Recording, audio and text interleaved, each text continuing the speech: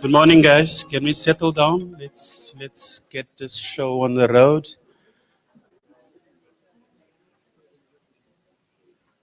Can we just take our seats? Let's settle down, please.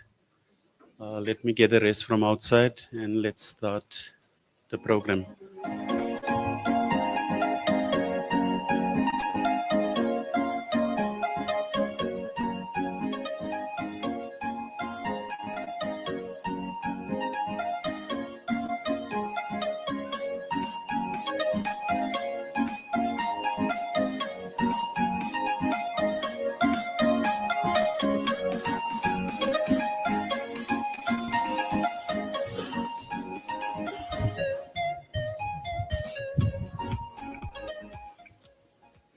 Good morning, everyone.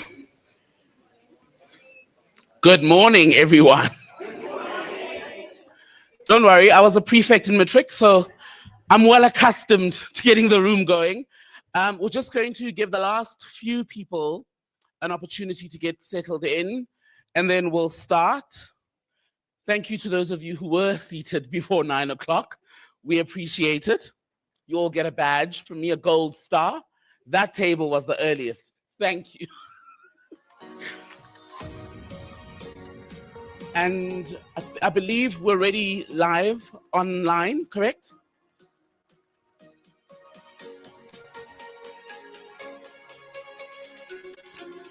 All right. Good morning, everyone. My name is Tembekile Mkhototo, and it is my pleasure this morning to welcome you all to the launch of Fundi Health.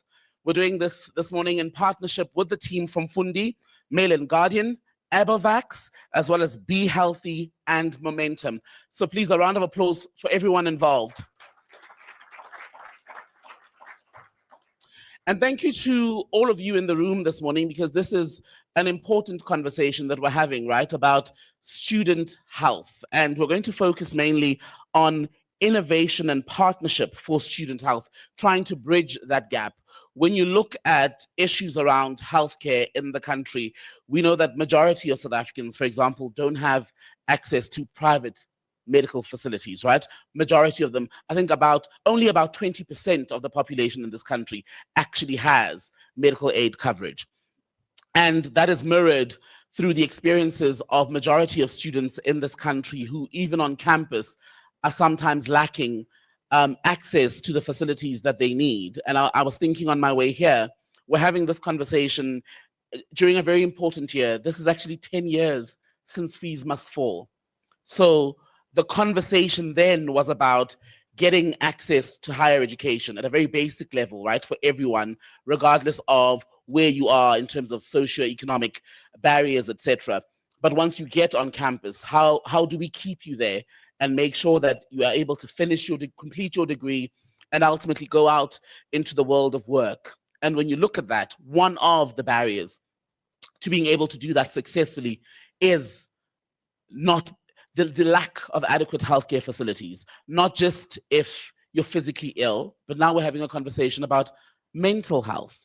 Stress, anxiety, all of those are either delaying students from completing, or in some cases, in the worst case scenario, a lot of them actually don't finish because they don't have access to therapists, counselors, etc., things that many of us take for granted because we're able to do that. And that is why then we're speaking this morning about bridging the gap for the benefit of South African students. And Fundi has now taken it upon itself with Fundi Health to see how we can all come together in partnership and find real, workable, practical solutions to be able to solve the country's problems. And I think that on its own deserves a round of applause. Some housekeeping as we begin. If at any point you need to use the bathrooms, please walk through either one of those doors. If you turn to your right, I always mess this up, believe it or not. If you turn this way, there should be an usher who's able to show you to the bathrooms. And if, for those of you who need other breaks, if you need to go outside for fresh air or whatever, please walk out to the left and you'll be able to just walk through the doors. You'll see security there and you'll make your way back inside easily. It's not going to be a long program, but I hope that the conversations will be enriching and instructive for all of us as we leave here, and that when we see each other again, we'll be able to point towards what was achieved on this day in 2025. A warm welcome to the online audience as well. And for the online audience, when we get through or get to the point where we're having the panel conversations, you will be able to participate as well. We'll open those up to the floor. We'll take your questions. The team at the back there is manning the chat room, and they will then bring any questions that are posed online to our attention to make sure that we are all part of the conversation that we're having here today. Are we all still on the same page? Are we all still on the same page? All right. Before we go any further, I'm going to now call someone to the stage who has been working on this, part of the team working on this project right from the beginning. And she will then be able to give us a broader understanding of why it is so important then that we are here today. Mala Suriah, CEO of Fundi, to speak about the broader commitment to student access and well-being. Please give her a round of applause.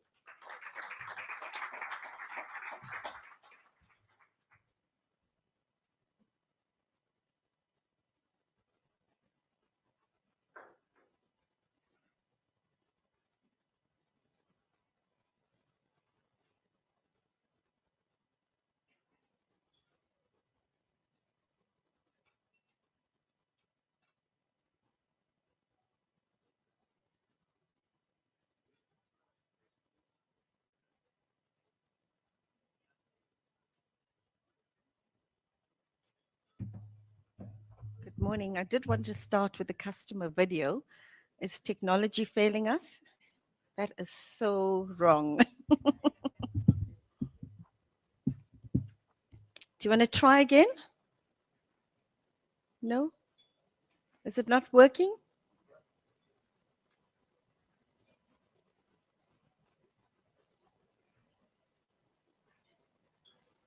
Just see. And how do I change the slides? Do you have a remote for me?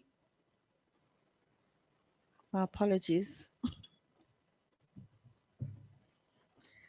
Anyway, from Fundi, let me warmly welcome you to the launch of Fundi Health. It's really been a dream for us. We've been wanting to do this for a few years now, and I am so delighted that the day has arrived. To be sitting in the same room with professors and doctors, esteemed guests from the industry, having a shared value on why health for the student is important, has really come to fruition today. So I'm going to take you through just a few slides to show you why Fundi believes that this is an important purpose for looking at the holistic student. Can I get a pointer or something? I feel very disempowered now. So the video that I wanted to show was really about a story. Fundi, for those of you who don't know, Fundi was called Edulone almost 30 years ago. And a gentleman by the name of Yanni Kitsov had a dream that he wanted to ensure that the missing middle South African could get access to finance, just get a ticket in the door for higher education, and Edulone was born. And the purpose of Edulone was really to provide financial access to the Black South African missing middle. Today, 30 years later, we have enabled over 2 million South African dreams. And we're very proud of that case study. The case study that we saw now, would have seen now, is about a young person having a desire to work in the medical field and went everywhere looking for a loan just to study his passion. Got to Fundi, and today is a senior person in a hospital in Durban. It is such a beautiful story, and we have, hundreds of those real people with real stories. So when fees must fall, when was that? More than 10 years ago, Edulone thought that it would close its doors because free education was there for the missing middle and for the South African. And the opposite happened. Our business actually grew because the system, I guess, was not there to serve the holistic South African. Fundi then, Edulone then decided to diversify its portfolio, change the entire landscape of how we saw access to education, and the rebranding of Edulone happened, and Fundi was born. And Fundi was born for a purpose of not just looking at providing a runway for access to financial access for education, but looking at how do you get to the success of the student. So our purpose is actually about access, financial access, and the enablement of student success. If you go to the next slide, you'll see how did we even get here? We got here by looking for 30 years into the market and saying, what are the dynamics of this market? What is the ecosystem of this market that mobilizes this market, that presents opportunities within this market? And our summary definition of the ecosystem of this market is that everything impacts the student. And if you look at, I'm not going to go through the challenges. I think we will all agree that the challenges are systemic. The challenges have been there forever. The players in the market sit with challenges. The students sit with challenges. The VCs sit with challenges. And they continue to stay there in spite of the fact that we continue to pump more into the industry. If you look at the funding landscape, the banks are playing in student lending. We are playing in student lending. You've got the loan sharks out there. You've got new players coming in from overseas. However, the funding is not enough.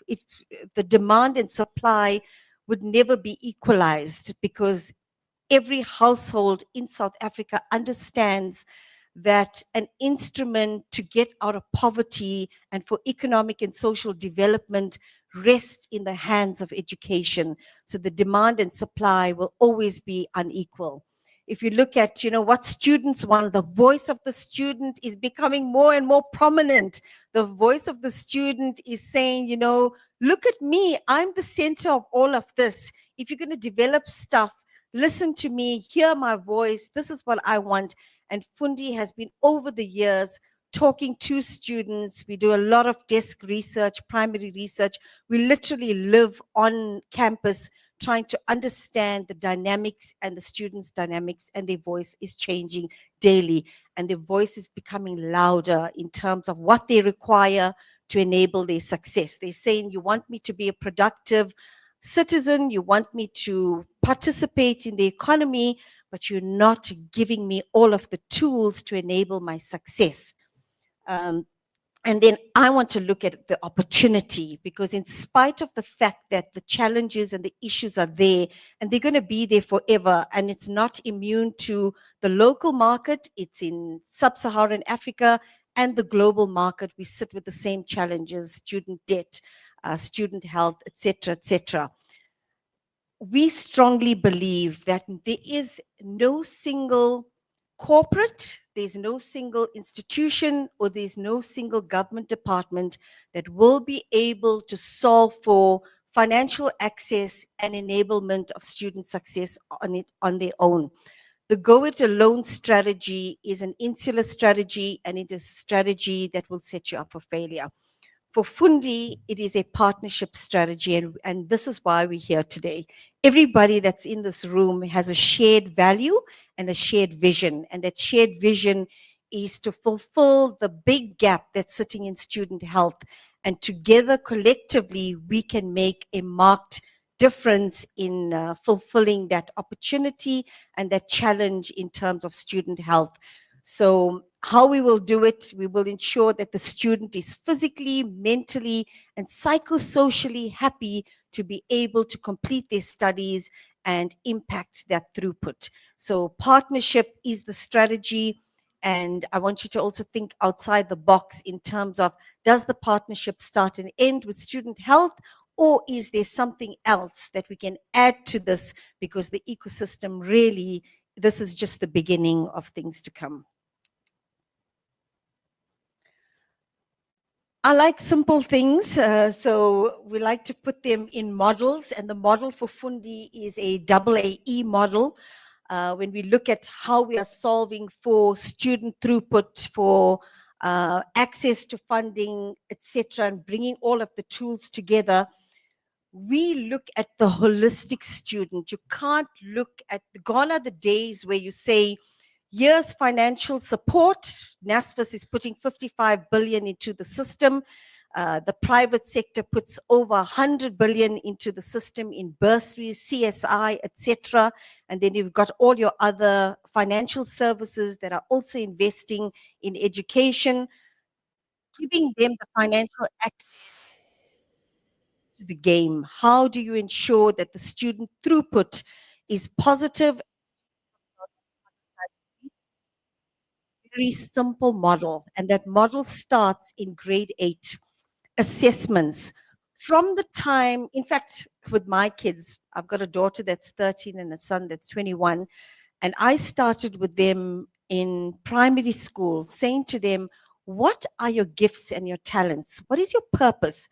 Why were you born? Why did God make you? What is your purpose on this earth? And we do this at Fundi as well with our staff. When they come in, we say, we don't want a square in a round hole, because this is what I also tell my kids. Love what you do so you never work a day in your life. So if you start by identifying your passion, your gifts, and your talent very, very quickly, once you get to high school, you end up choosing the correct subject. Once you get out of school, you end up choosing the correct line of career choice. Just another data point, we get in about 20 to 25 interns at Fundi every year. And I love mentoring and talking to the interns. With no exaggeration, 90% of the interns are misplaced. So they come in, they've done a BA in human capital, they've done marketing, or they've done finance, and we put them in the requisite divisions aligned to the certification that they've got. And they are miserable young adults because they should have been an entrepreneur, should have gone into the medical field, should have done, design or art or something. Can you imagine that individual is that youngster's 2021? They're going to be stuck in the mud for the rest of their life because they didn't start with the first A, which is assessments.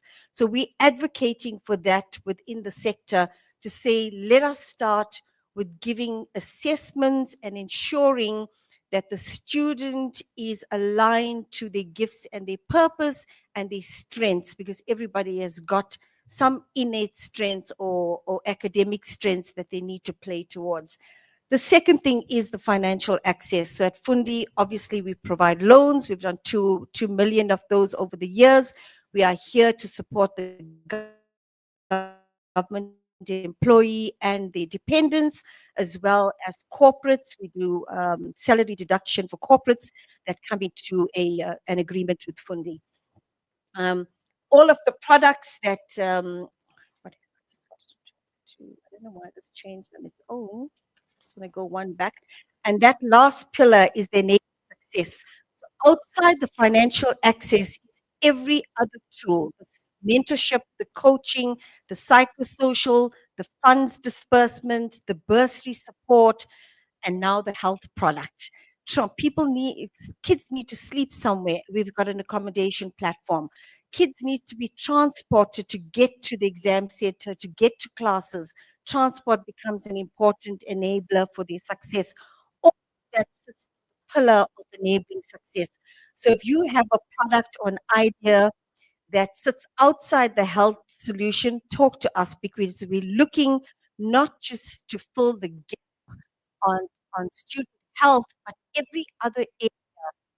Hunger is a big thing. Yesterday, when I came to the office, I saw a marketing team filling the marketing van with a whole lot of groceries, and they were on their way to TUT doing an outreach to ensure that the kids that are sitting for exams today have got a full belly. So food becomes quite an important part of the ecosystem to enable student success. So simply we're saying, start with the assessments. Yes, get the ticket to the door with the financial access, but the real game in terms of ensuring that the student is successful and the student becomes a productive citizen sits in the enablement of their study journey and their career success. I'm not going to go too much into this slide,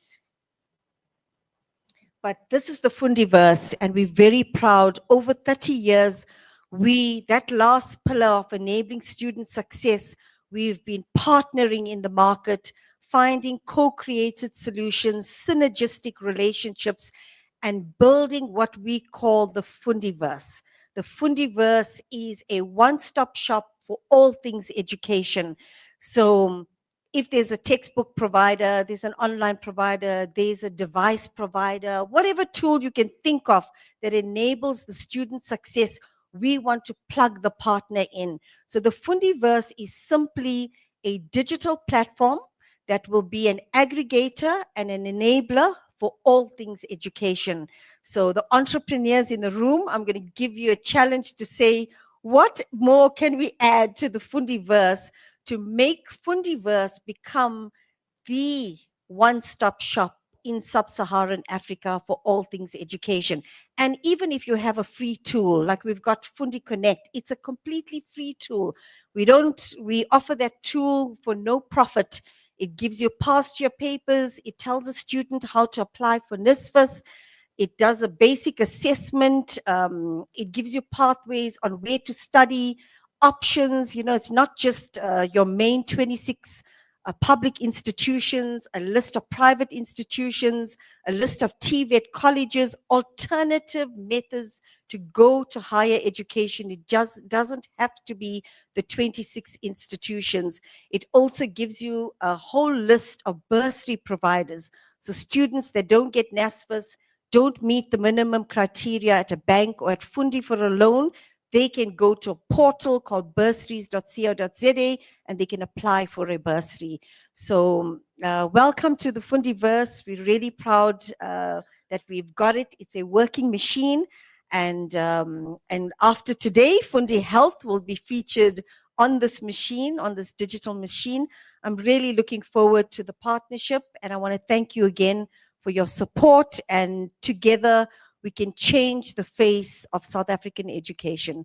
We can disrupt the face of South African education, and I'm absolutely delighted that you chose to partner with Fundi. Thank you.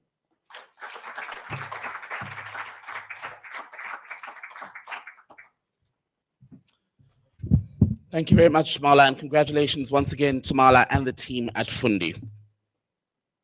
That was your cue. So what would happen on television, the magic of Hollywood, is that there'd be a man here cueing you all when to clap.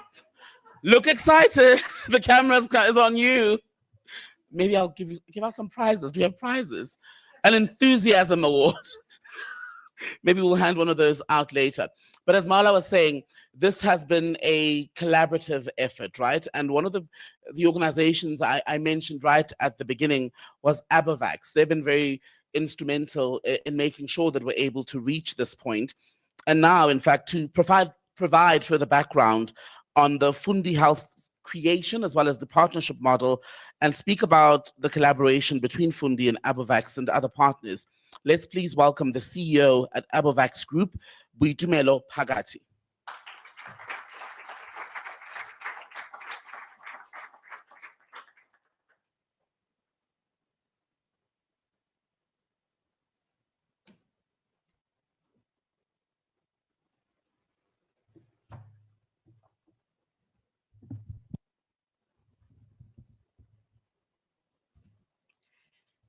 Esteemed guests, colleagues, partners, and most importantly, the young minds we are here to serve. Probably and hopefully, most of them are joining us virtually, if not in this room with us. I'm smiling as I'm pulling the mic down because this morning, as we were doing preps, it was a bet to see between Mala and myself who is shorter and how high or short or low they need to put the mic. So I'm glad that I had to put it down a bit. Okay. As we're in South Africa, I would like to first just start by greeting in most of the languages, starting with good morning, everyone. Dimadegwana, Goeiemôre, Dumelang. Absheni. Sanibona. It is with immense pride and excitement that Fundi, in partnership with Abovex and Be Healthy, officially launch Fundi Health today.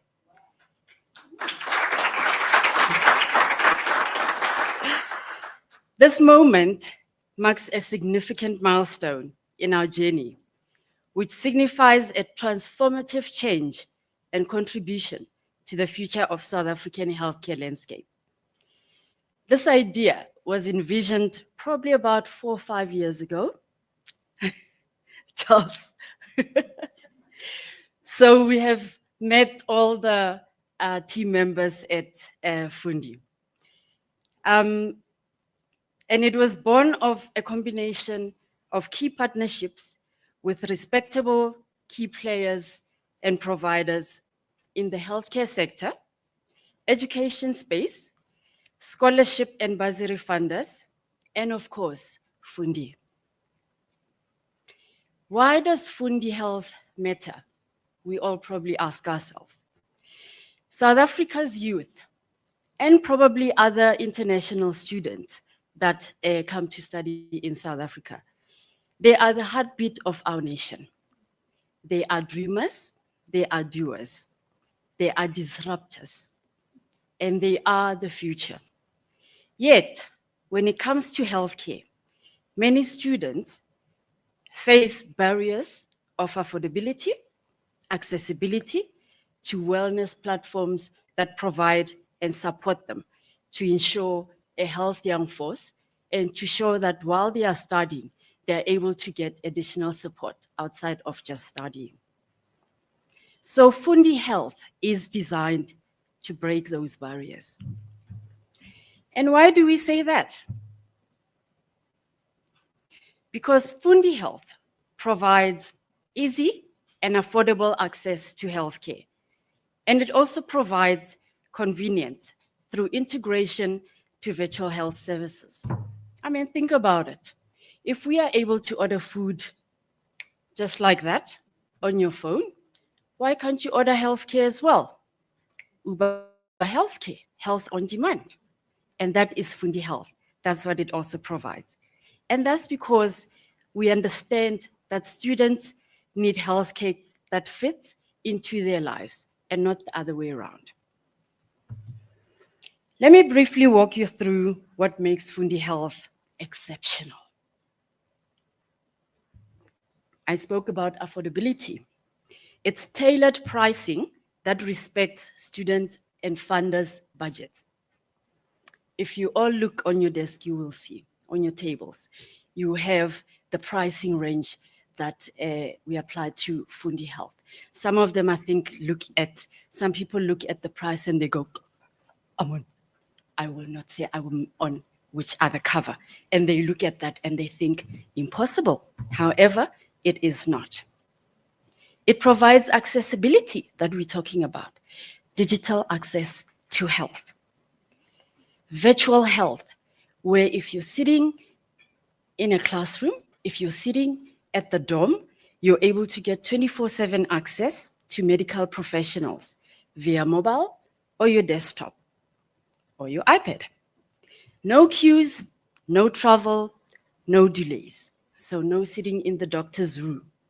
At some point, I know I know there's doctors in the room, but when you make an appointment and you go to the doctor, you almost feel like after you've gotten the consultation and he's charged you, that you want to charge him back for your time. We provide for preventative care.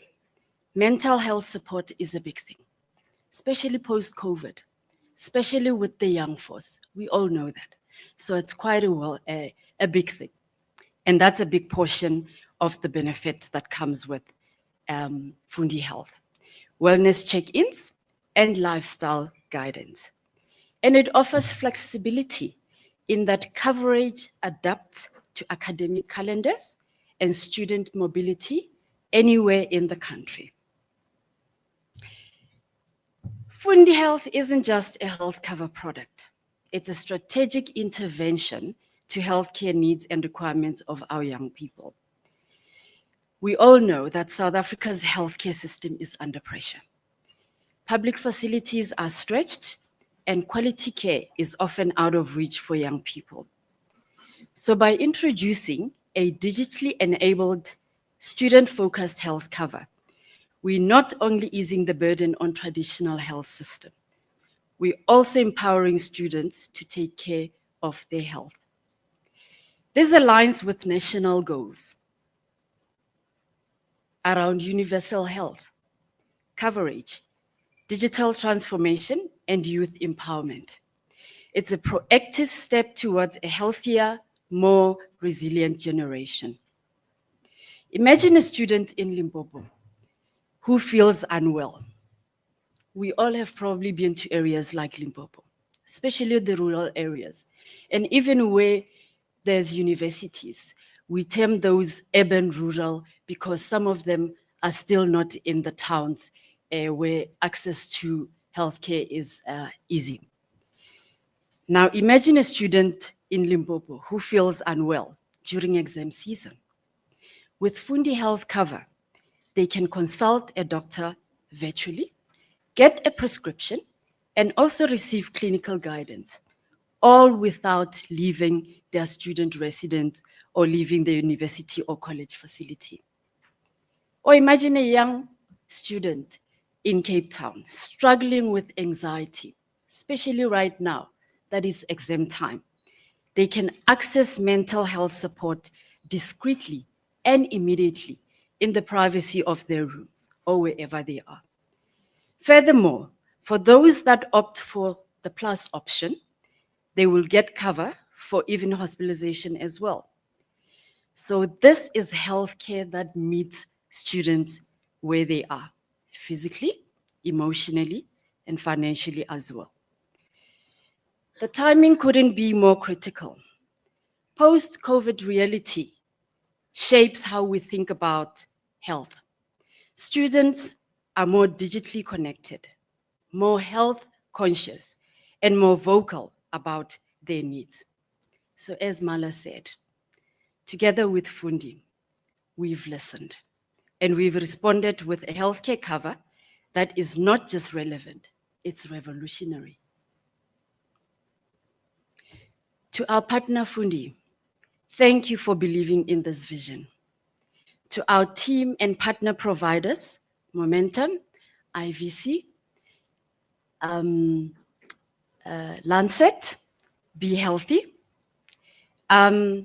We thank you for your tireless work in collectively bringing Fundi Health to life. And this is how we celebrate it today. To our students and future generation, Fundi Health is made for you. Your health and wellness matters. Your future matters. To funders, to scholarship and bursary providers, let's ensure that we not only provide for education, but also for the wellness, health, and well-being of the next generation that we are supporting and funding. So let's engage today. Let's build a healthier student community together.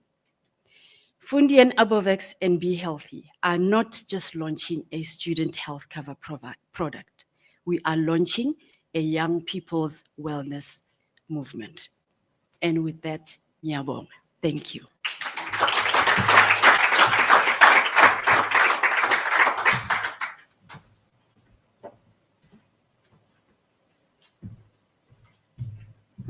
Thank you very much to Ms. Boitumelo Phakathi, CEO of Eba Group. So this is where the height difference comes into play, because each time one of you comes up here, I then have to fight to get this mic back up, but here we are. So we've heard now so far from Fundi, we've heard from Abovex, right? And there are other partners who've also been involved. And now we're going to move on to one of the presentations that we're going to look at. And this time, we're going to focus on the issue of enabling access and rethinking student healthcare through innovation and collaboration. And to help us do that, we're joined by the chairperson and consultant histopathologist, I hope I got that right, at Lancet Laboratories, Dr. Ezra Masenya. Let's welcome him, please.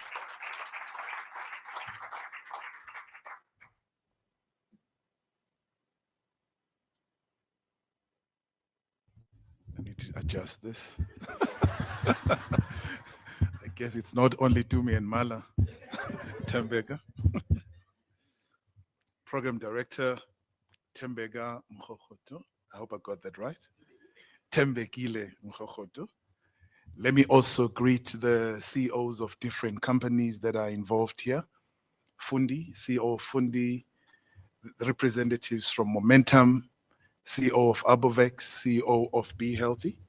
Let me also greet those that I'm with from Lancet Laboratories, dignitaries, professors from universities, and obviously those who are joining us online, mainly students who will be benefiting from what we are doing. It's actually a privilege for me and an honor to be part of this session where it's a game changer. It's very transformational because if you think about those who come from rural areas, we understand the challenges that those children face. I'm a product of such a community. Dumi was talking about Limbombo here, so I want to imagine that she's probably been exposed. And this is a total game changer in healthcare.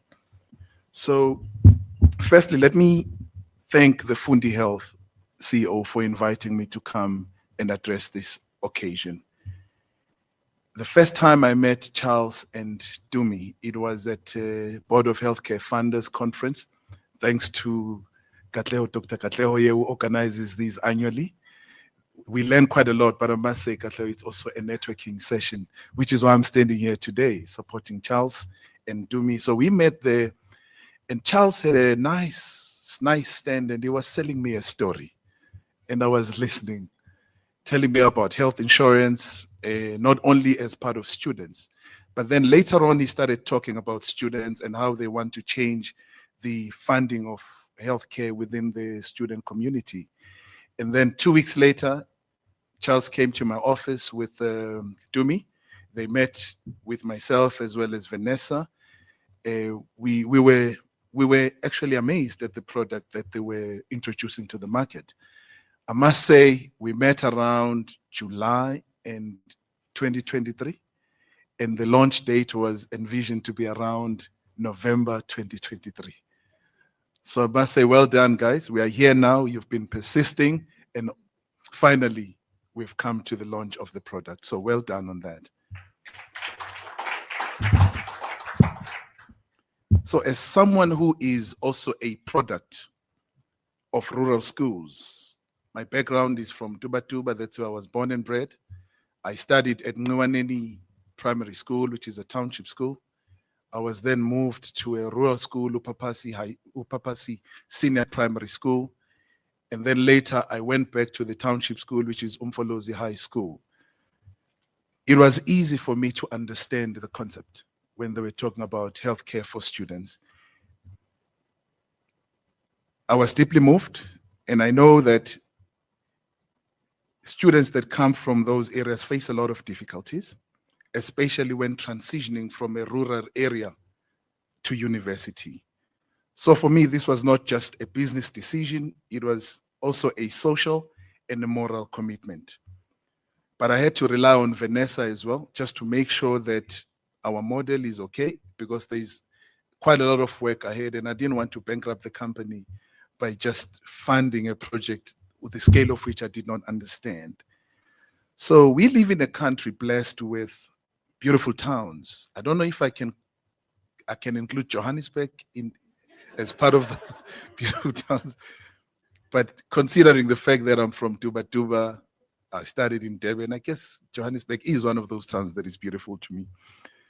We live in a country with vibrant cities like Cape Town and the scenic coastlines of Durban. It is easy for these stunning images to mask the harsh realities that many of our young people face when they arrive at universities. Yes, these campuses may be filled with students who look alike on the surface, but the battles they fight are very different. Some students, when they fall ill, have a privilege of being picked up by a family driver to take them to a hospital. Some students can call on an Uber to take them to a nearby clinic. But for some students, the only option they have is to sleep it out. You are sick, you've got flu, you just give it 2-3 days, you drink a lot of water, and you recover and then you go back to school. You lose out on time to study. You lose out on time to write exams. Sometimes students don't even have money to go to the doctor to get a letter so that their exams can be postponed. And these are realities that students face. So when you don't have a letter, you can't even write your subs. The whole cycle just gets complicated. So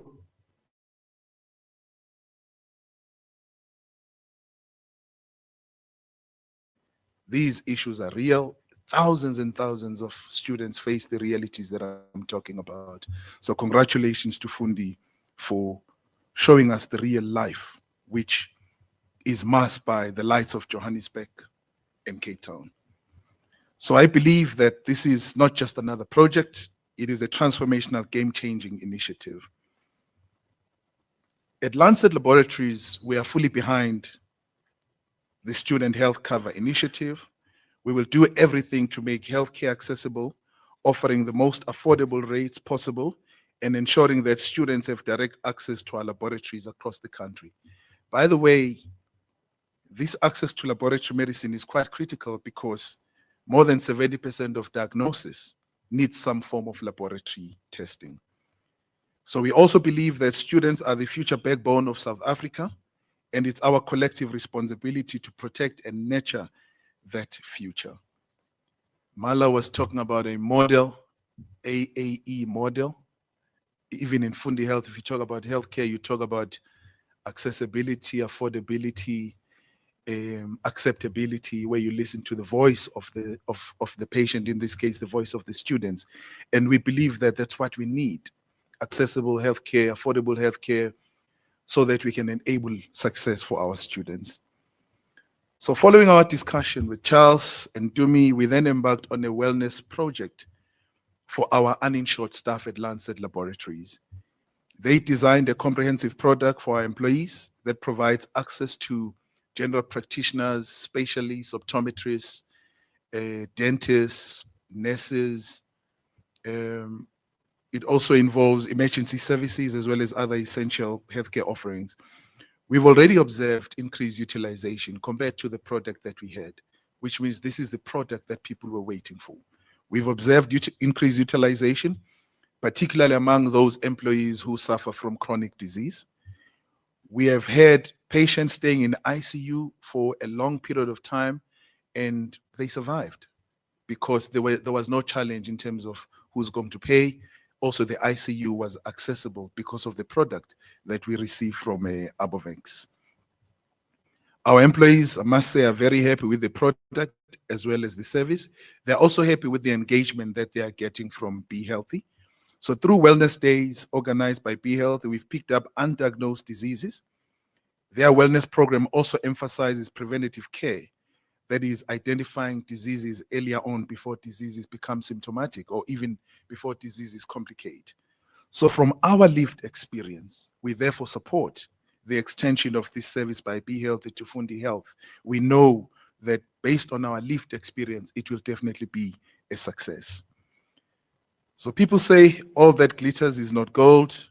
So in this gilded cage of first worldism, fashioned by the beauty of Johannesburg and the vibrancy of Cape Town, masking the harsh realities of our students' social standards, this discussion lays bare the third world realities that our students face on a day-to-day basis. So thank you, Fundi, for not only shining a light on this problem, but also for doing something that contributes towards solving this issue.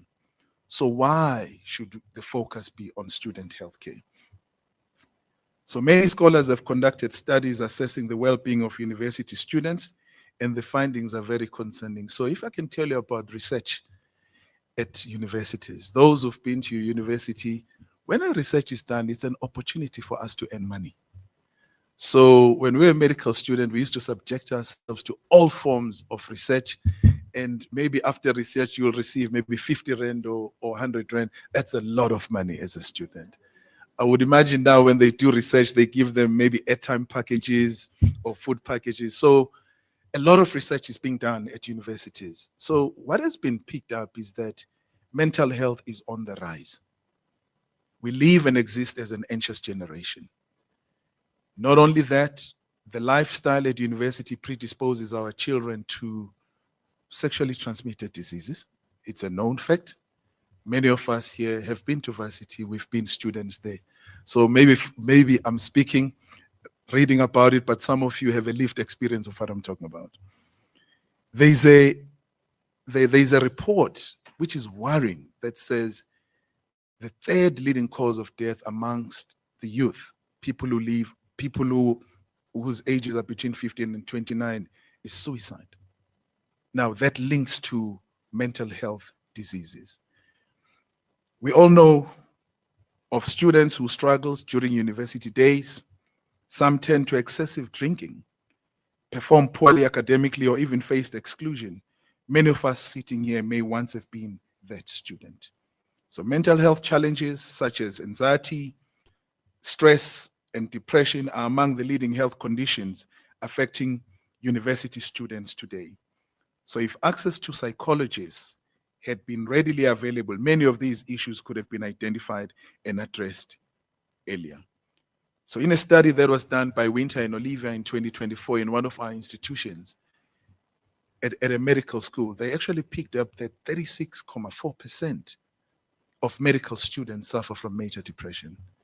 Now that's the real statistics.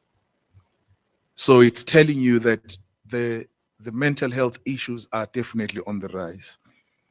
So the consequences of failing to address adolescent and young adult mental health extend into adulthood, impairing physical health, limiting potential, and restricting opportunities for a fulfilling life. As we've heard, Fundi Health now provides access to psychologists that students can consult directly, addressing this particular gap. There is also an increase in the HIV infections. Many of us saw what was called AIDS, what we call AIDS. We could see people in our communities shrinking and dying, and the government was doing quite a lot at the time to promote healthcare, to teach people about HIV. So there was also a fear factor that we could see what was happening. But nowadays, because there is treatment, many students have not seen a patient living with AIDS. So the fear factor is no longer a major concern. So we're starting to see an increase in HIV infections. In a research that was done by Pillay, she highlighted that there is also a relationship between HIV risk, financial distress, as well as transactional relationships among South African university students. So in simple terms, students are engaging in sexual activity for survival. So that speaks to the social standards that we are facing as a country in South Africa. Other issues that students face include alcohol and substance abuse, smoking, risky sexual behaviors, as well as physical inactivity. So these at a later stage then develop into non-communicable diseases, which include diabetes, hypertension. So if we invest now, we are helping the healthcare outcomes in the future. And if we don't invest now, we're just making the situation worse. So we do note that students, the youth as well as students, it's a critical gap.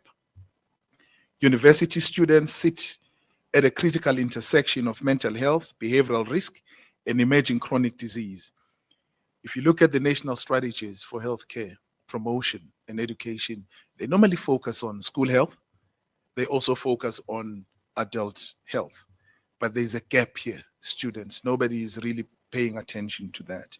So we must therefore congratulate Fundi, Abovex, and Be Healthy for exposing this gap and doing something about it, hence this launch today. This gap underscores the urgent need to prioritize university students in innovative and collaborative health initiatives such as Be Healthy, with access, prevention, and early intervention to secure the next generation's well-being. The barriers, Dumi, that was talking about are real. If we look at the financial barrier, it is said that in South Africa, about 16% of the population has got medical aid or medical cover. Now, if you're looking at students, once they go to varsity, they then become of that age where parents will start dropping them out of the medical aid because it's not affordable. So we're looking at least something to 90% of students that are not covered.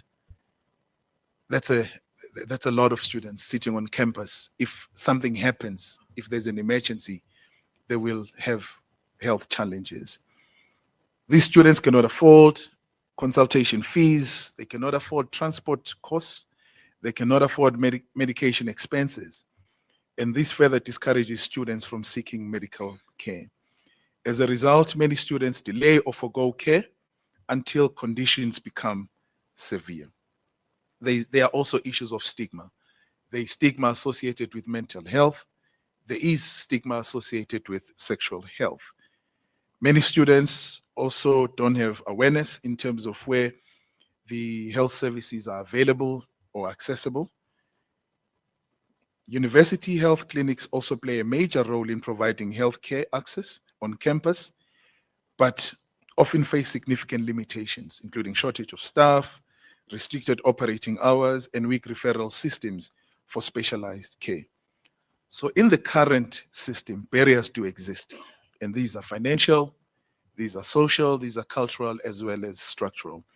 So addressing these barriers requires collaboration between Momentum, Abovex, Fundi Health, Be Healthy, Lancet, doctors present, and everybody in the life of the youth, so that we can build something that is more coordinated and affordable, something that is youth responsive, to create this ecosystem Dumi spoke about when she said it's a young people's wellness movement. Inaction has consequences. Unaddressed health issues lead to complications. So these health challenges students face persist beyond graduation. Poor lifestyle habits evolve to chronic diseases, which reduce productivity. And later on, these put a strain on our economy as a country. So the impact is not only personal, but the impact is also economic. So poor health also drives academic underperformance and dropouts. It directly affects learning, focus, as well as attendance. So the university years are a critical window for healthcare interventions. There's a need, I think there's an urgent need for innovation, if I can put it that way. So what Fundi is doing is innovation in healthcare. It's been a while since I've seen an innovation like this in the healthcare sector. So congratulations to you guys for coming up with this idea. The traditional models of healthcare delivery no longer meet student needs, and we need to listen to the voice of the student, especially in the post-pandemic digital world. Students face serious health challenges that need to be addressed in a manner that is acceptable to them, not us. Innovation must therefore bridge these gaps, making healthcare accessible, acceptable, as well as affordable. So this is not just health insurance innovation. It's not just technology innovation. It's systemic innovation. It's the redesign of the healthcare system. And through this, we can then move to another population. We're starting with students, but there is a need to move to different populations, redesigning this healthcare system. There's a need to restructure policy. There's a need to restructure funding models. There's a need to restructure delivery models to ensure inclusivity. So as we launch Fundi Health, we can see a health insurance model that is different. There is telehealth, which speaks to a different delivery model. So the goal is also to transform healthcare from being reactive to proactive, meaning the focus should be more on wellness to prevent sicknesses rather than solely focused on disease treatment. So innovation is not optional. It's essential to ensure no student falls through the cracks. As I conclude, there is another model similar to this in the United States. It's called Timely Care. It is a telehealth platform built for university students, offering on-demand and scheduled virtual care through a network of licensed clinicians. So just like Fundi, there's comprehensive virtual care for virtual visits for common illnesses. The big one for me is on mental illness, where students can access psychologists 24 hours a day. As part of this, there is also health coaching on nutrition, sleep, and exercise. It has a student-centered approach at baseline cost. Again, as Mala said, someone listened to the voice of the student, which is why we have a system like this. So we have demonstrated, therefore, that there's a need to pay attention to student healthcare. The issues are on the rise, so we have shown that the gap exists. We have shown a need to redesign the funding model and delivery model to students in a manner that is acceptable to them. We have demonstrated that there is room for telehealth, a better delivery model for students where applicable. So we therefore congratulate Fundi Health for identifying this gap in South African student healthcare, collaborating with Abovex, Be Healthy, doctor groups, psychologists, universities, Momentum, and Lancet Laboratories. We hope that in time, more suppliers of healthcare, yourselves sitting here, university leaders will participate in this initiative to secure the future of our children, thus securing the future of our country. Thank you so much.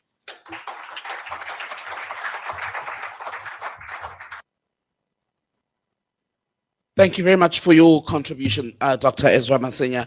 I've not had to adjust the mic too much this time. And nonetheless, you were talking about securing the future, right? By making sure that students have access to affordable health services at university. And in the last few days, in fact, there's a new report out that paints a disturbing picture about how students are so stretched financially that some are using their loans that are meant to fund tuition to gamble, just so they can be able to close that gap. And I think that speaks to the need then for things like Fundi Health to be able to ease that pressure, where we don't find ourselves in a situation where students, now you go into gambling initially, right, to bridge a gap. But we all know that that can also result in addiction, which is then another layer of trouble that may in fact prevent these very same students from being able to A, finish their tuition, or get to that bright future that we all hope they will be able to achieve. There's one gentleman who has been referenced in all the remarks up here this morning, who's been working very hard behind the scenes. I think 5 years, it was said. Ms. Pagati, you said it's been 5 years of conversation and work with this gentleman. And he's going to come up now and speak to us about bridging the gap, innovation and partnership for student health. And that is Mr. Charles Irumba, Group Executive Member at Abovex Group, Executive Director for Fundi Health. Let's please give him a round of applause.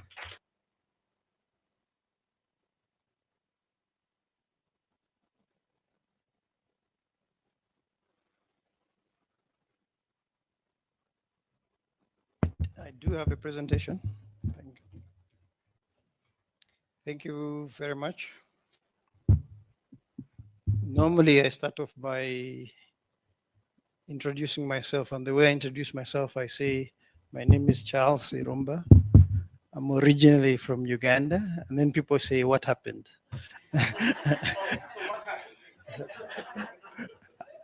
I came to South Africa. I live in South Africa. 2 weeks ago, I was at a function where we had to sing the South African national anthem.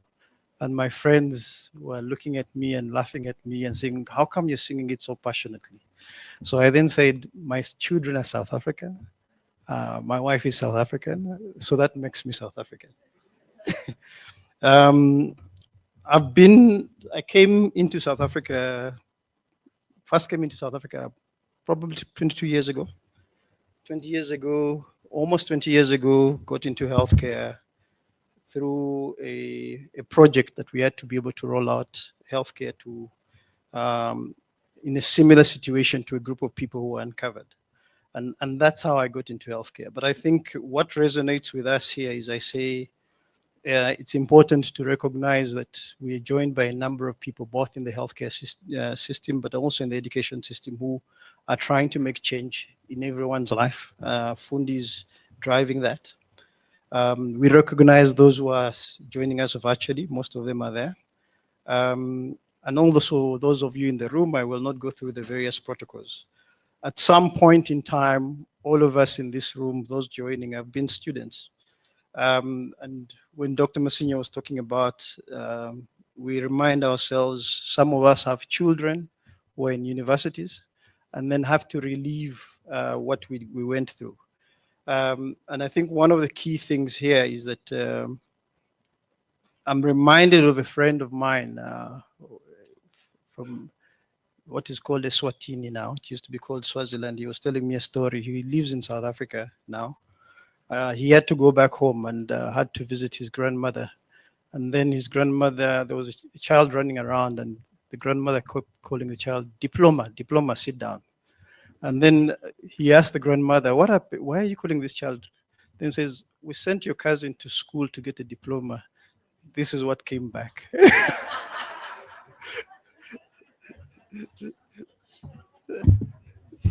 So the lived experience that Dr. Masenya was talking about is that we send children to university to transition so they can grow up. And normally when they go to university, they are adults. Okay.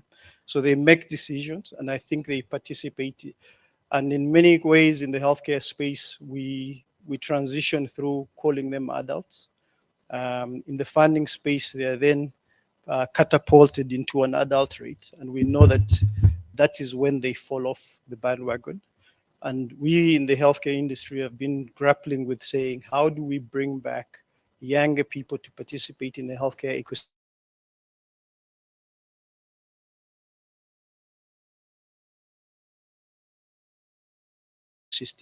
that young people are not participating, and we need younger people to be able to do so.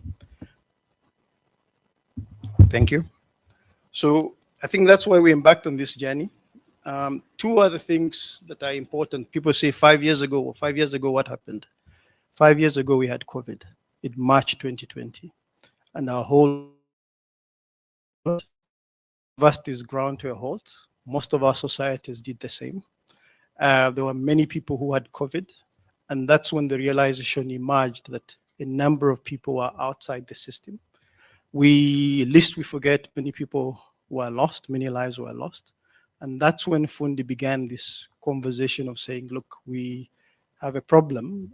Many of our people that we fund and finance and help through the system, how do we get to that? And hence that conversation began through that. And I think many times people forget that South Africa is one of those countries that stayed in lockdown for the longest. I always remind people that lockdown ended in 2023 when in February when what was called level 1 was eradicated. Okay, so I think lockdown, COVID only in terms of lockdown stopped 2 years ago. So a lot of the debate and build up around Fundi was happening virtually, but we needed to be in rooms to try and get to the point where we do that. But I'm glad that we are here today. And I think one of the key things I keep reminding our stakeholders is, like, say, in a world where everybody likes fast food, Fundi Health hasn't been fast food. It's been carefully thought through and carefully curated to be able to come to what we have today. And ultimately, it's not a stopgap measure. I think it's one of those evolutionary elements that we're going to drive.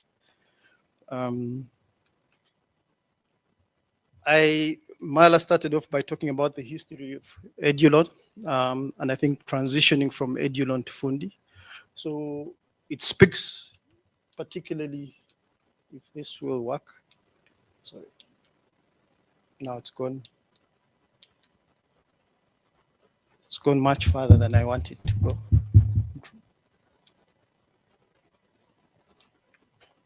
So you'll notice on the slide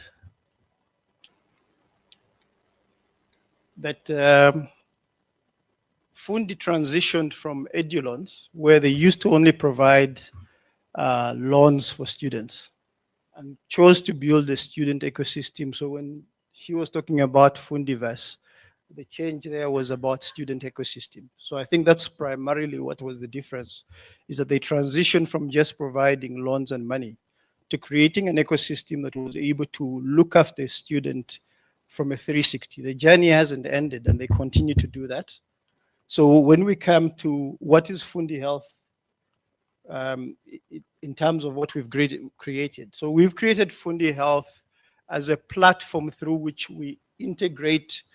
Those of you who've navigated healthcare, you've navigated healthcare in multiple ways, and there all these are different aspects that one has to go through. So if you were a patient, you go into a doctor's room, and you talk to your doctor, and the doctor's conversation is not finished because they write you a note and say, I need to send you, before I understand what's wrong with you, I need to send you to a lab, and they give you usually a form, and that's the diagnostics.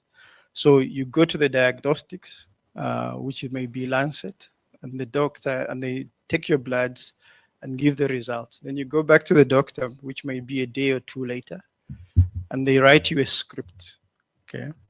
And from the script, you go to the pharmacy, and then they give you the therapy or the medicine that you then need.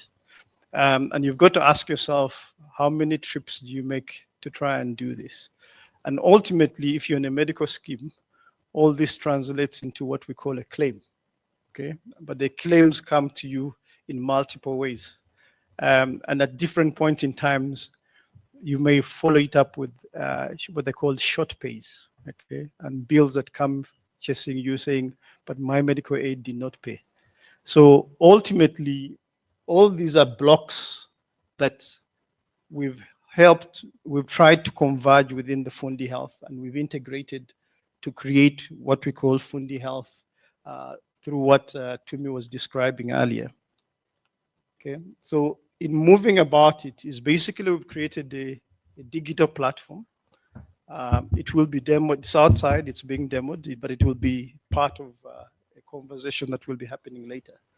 We've integrated all these elements into it, whereby we basically said our partners, Momentum through Health for Me, have created a special curated plan for us on the bronze side, which starts from 290. And that allows people to be entering into the insurance space to be able to afford that. Because remember, a third-year student today will be graduating next year, entering the job market potentially. So this helps to bridge the gap for those people getting into that space. We then do have the virtual health that is provided through our IVC platform.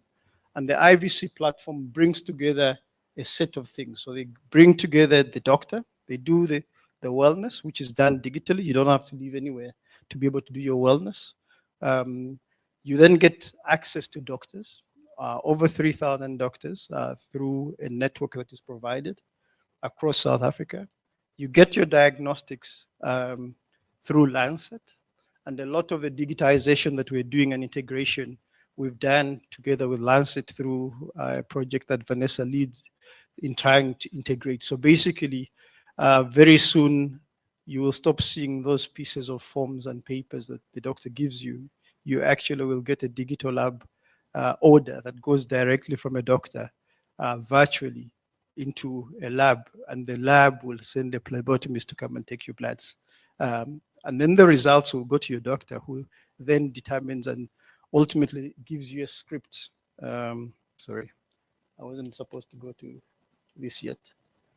Gives you a script that provides you with a medication, all of which you don't have to leave your room. If you have an emergency, we've also put in what we call home-based. We've integrated hospital at home. So you will be able to, if you need IVs intravenously provided to you and treatment and antibiotics, there will be people coming to where you are, okay? And then at the end of it, I think the primary platform that has been created is what we call the Be Healthy platform. This is a wellness platform. So I think what we're providing here is we're saying, we're not waiting for people to fall sick.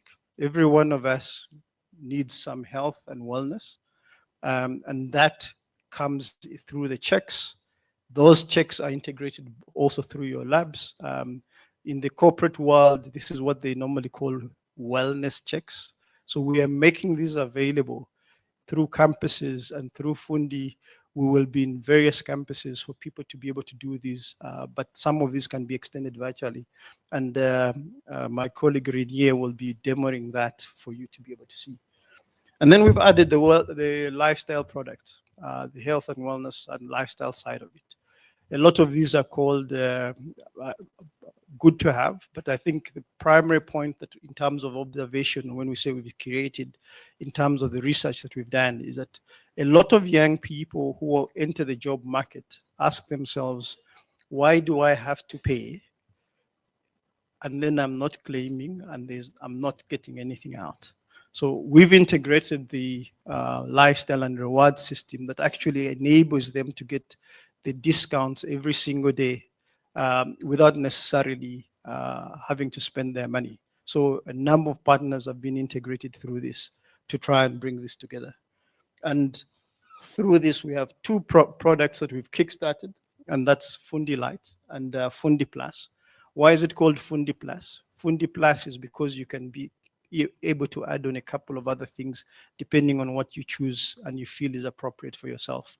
So it's been created in such a way that you can actually be able to add on, but these are great platforms through which parents, funders, and individuals can be able to access this.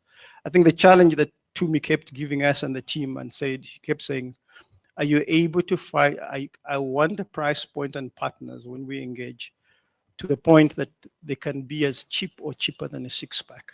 So that's the challenge that we put ourselves, because the young people are able to afford a 6-pack every weekend. Certainly, at the very least, they should be able to sacrifice one to be able to afford health. So, and I think thanks to me and the team, that's what we came up with. The partners, I think the first partners that came on board and have been with us for a long time is Momentum. Our first conversation with Momentum on this started in 2022. And the first team that came on board was Momentum, both on the medical scheme side, as well as Health for Me on the insurance side.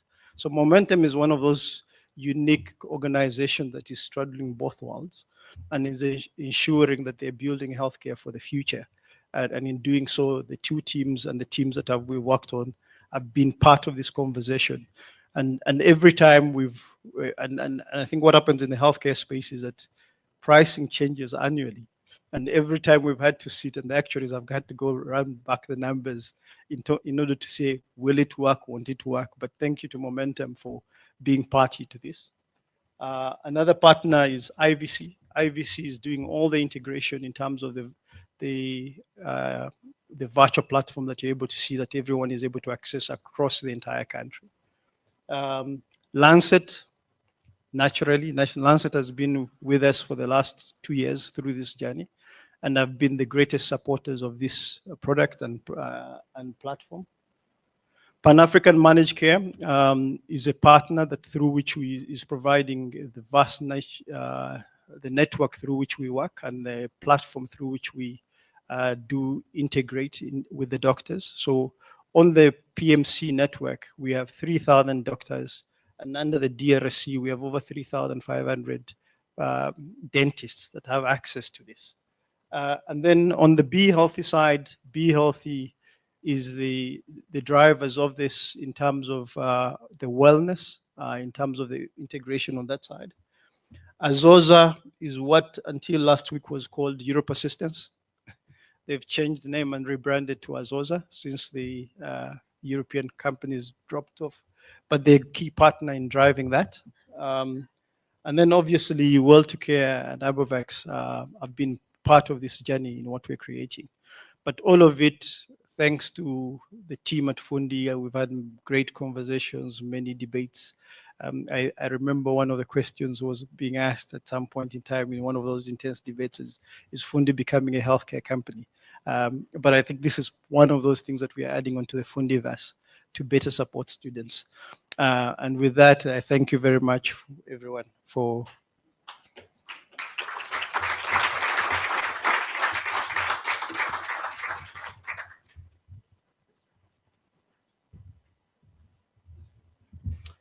Thank you very much to Mr. Charles Irumba. We are actually, and this hardly ever happens, we're moving well ahead of schedule. So I think that in itself deserves special acknowledgement. But the benefit of that is it'll then give us more time to continue the conversations away from the podium, because where we're going to next is we're going to break for tea. And I would encourage everyone to use that opportunity to then, if there are questions or things that you would like to maybe help to work on, in fact, with Fundi Health, this is then the time for us to have those discussions. But before we get there, I'm told that video, Mala, that you wanted played earlier, we will be able to queue it up now and bring it up. But I'm also getting news. I feel like I'm back on the actual news now. that we are trending at #1 in the country. So congratulations. By the way, on my way here this morning, I thought I'd hear a lot being said. I did not expect to hear the price of a six-pack brought up. Good to know. I think that's just made everyone here a lot cooler in the minds of students. And if you can, please, I'm taking donations for a six-pack. So, and I think that's what it does is it speaks to, it's the language that is often missing, right? When we speak to young people and students, whenever I'm able to be in rooms where there are conversations between professionals, students, etc., what the young people say is we often talk at them instead of to them or with them. Make so solutions about students without students. So it's good to hear, even in that example, that it's something that is so practical. Because if that is the language that you're using to speak to a 19, 20-year-old at TUT, UJ, WITS, UFS, then you immediately get their attention. Then it doesn't feel like it's this big healthcare presentation, because then they switch off. And I think it will be interesting to see as you go to the campuses how we then simplify the language so that you're able to get their attention even before you get their buy-in. Just the attention becomes such a big thing for young people, so they don't feel like it's this big, scary, huge responsibility. Because when I was a student not too long ago, you didn't want more responsibility than what you had, or another grown-up who was presenting you with things to worry about, even though they have real life consequences for you. So if we've got that video, what we'll do is we'll play it now if we have it. The time is 10:31, so we'll then break until, let's say, 11 for tea. Is that fine, Mala? I'm taking instructions from the woman in charge in real time. So we were supposed to take a break for about 30 minutes. So we'll break now from after the video and then come back here at 11:10. When we come back, there will be two panel discussions, one moderated by myself and the other will then be moderated by the long-suffering Charles in the corner. And then we'll further break down everything that we've been discussing from the various remarks that we've had this morning. So now let's play that video and then we'll meet back here at 11:10. Thank you.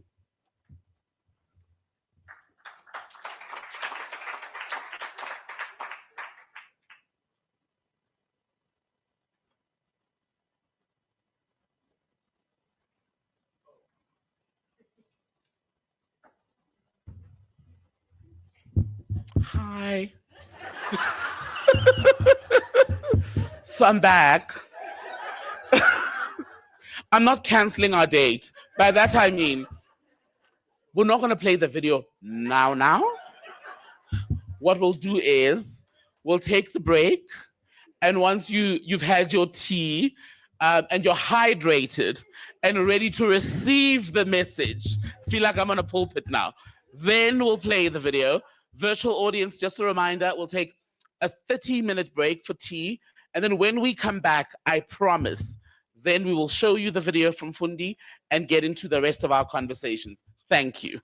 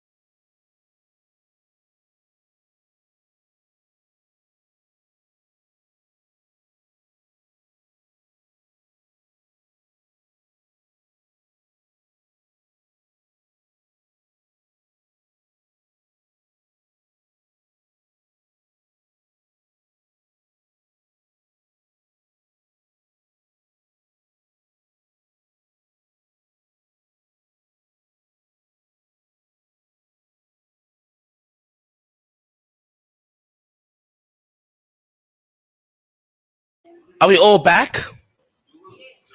Did we all manage to get a drink? I won't mention anything else that we usually take during our breaks, but are we all sorted? Let's just say, have we all been able to clear our heads? As my math teacher used to say, I'm just going outside to clear my head. And we understood what that meant. Welcome back to everyone in the room and everyone who's joining us virtually. As I said before we went on the break, what we're going to do now is we're basically going to go into two panel discussions. How they're going to run is each moderator will start the conversation with the panelists, and then further down, we will then open it up for questions in the room. And once that happens, I'm hoping we'll have a roving mic that we can take to each table. When you do get an opportunity to give an input or ask a question, just identify yourself, name, surname, organization, and then your question. Short and sharp, please. Can we manage that? Ma'am, you've already said, Do I need to time you? We can run a timer. Anyone who gives a preamble has to leave 100 Rand on the table. I'll be rich tonight. So what we'll do is, for those of you who are joining us online, your questions will then be sent through the team at the back, and then I will read them and put them to the panel. So we'll do that in rounds and try to squeeze in as many questions and inputs as possible. And that is why I'm saying if we could be short and sharp, because that then allows everyone in the room a chance to get their point across, or any clarity if that is what they need. Are we all good? As promised, there is a video that we want to show you before we get to the first panel. And I have checked, double checked, and triple checked. We do have it. And then after that, can I ask, while the video is playing, in fact, my two friends from the panel to join me up here. The first one, Rainier van Jaarsveld, CEO of IVC Health. He's going to be joining us for the conversation on student wellness unlocked, innovative, inclusive solutions. We also have Molikane, director at Seashore, registrar's portfolio at the University of Johannesburg. So if those two people could please come forward while we have a look at the video from Fundi. My name is Ndombikayi Sesiamba. I grew up in the small villages of Somo in the Western Cape. I am now working at Victoria Hospital as an administration clerk in Revenue Department. Growing up, I wanted to be a nurse. However, I always have a second opinion, which is becoming an advocate. And I am pursuing that dream now. My junior education, I did it in the villages where I grew up with my grandparents. It was so difficult because they were old people. Sometimes we'll find that our class teacher will request us to go ask for files, sleeves, pencils, and everything. But then we will be the only ones who don't have those things. Then our aunt decided to take us so we can stay with her at King Williamstown after we passed our junior education. So we started our high school there, and in 2009, that's when I matriculated. During my high school education, it was not that difficult because my aunt was working very hard. She was making every means so that we can feel comfortable. We won't remember nothing or think about our parents or whatsoever. So yeah, it was not that much difficult. After 2009, after I matriculated from Forbes Rand High School, I went to Bredasdorp. It's one of the small towns in the Western Cape where my cousins are staying. So during that year, 2010, that's when I started a learnership doing an electrical engineering. But I couldn't finish. I only did the fundamentals because I was very eager looking for a job so that I can provide for my sister, working together with my aunt because she was also not working. She was selling fruits on the roads. That's how she raised us. And she was also a single parent with her own children, but she managed to raise us. 2013, I got a job as an intern, Department of Health, Ototoplese Hospital in Bradaarstop. That was early January. Then in May, I became permanent as an administration clerk for admissions. In 2015, I got another post at EN Cape Town head office as an A-team. In 2021, I got another post in Riversdale, also one of the small towns in the Western Cape. And 2023 September, that's when I got this post. And I am now currently working with revenues, dealing with IODs, injury on duties, road accident funds, payments, anything related to money. I like money. Anything related to money, to finances. That is what I'm doing now. Last year, I tried to apply for a bursary. However, I was told that since I want to do law, it is not related to my field of work. So one of my friends introduced me to Fundi. I asked her, what is Fundi? She told me that, no, it's a Fundi loan. And since you are working for a government, your chances of getting this loan are very high. So she gave me a number. I communicated via WhatsApp with one of the representatives of Fundi. The service was good. It didn't even take 3 days for them to approve the loan for me to study at Boston City College. That's when I was admitted. I started in May last year, finished my first semester in December, and I started my second semester in February. Now I finished my second semester because I am doing higher certificate in paralegal studies. So now I am waiting for my results, for my final results, so that I can pursue my degree. It was frustrating because I couldn't get any funds to study further because Department of Health can't approve a loan if you're not going to study what is related to your field of work. I tried applying for loans, but during that period of time, I had a lot of other responsibilities, so I had to wait. But last year, things went better, so I applied for a loan from Fundi, and they fund my education, everything, stationery and everything. I am now repaying Fundi. I am so excited, and I know I will get there slowly but surely.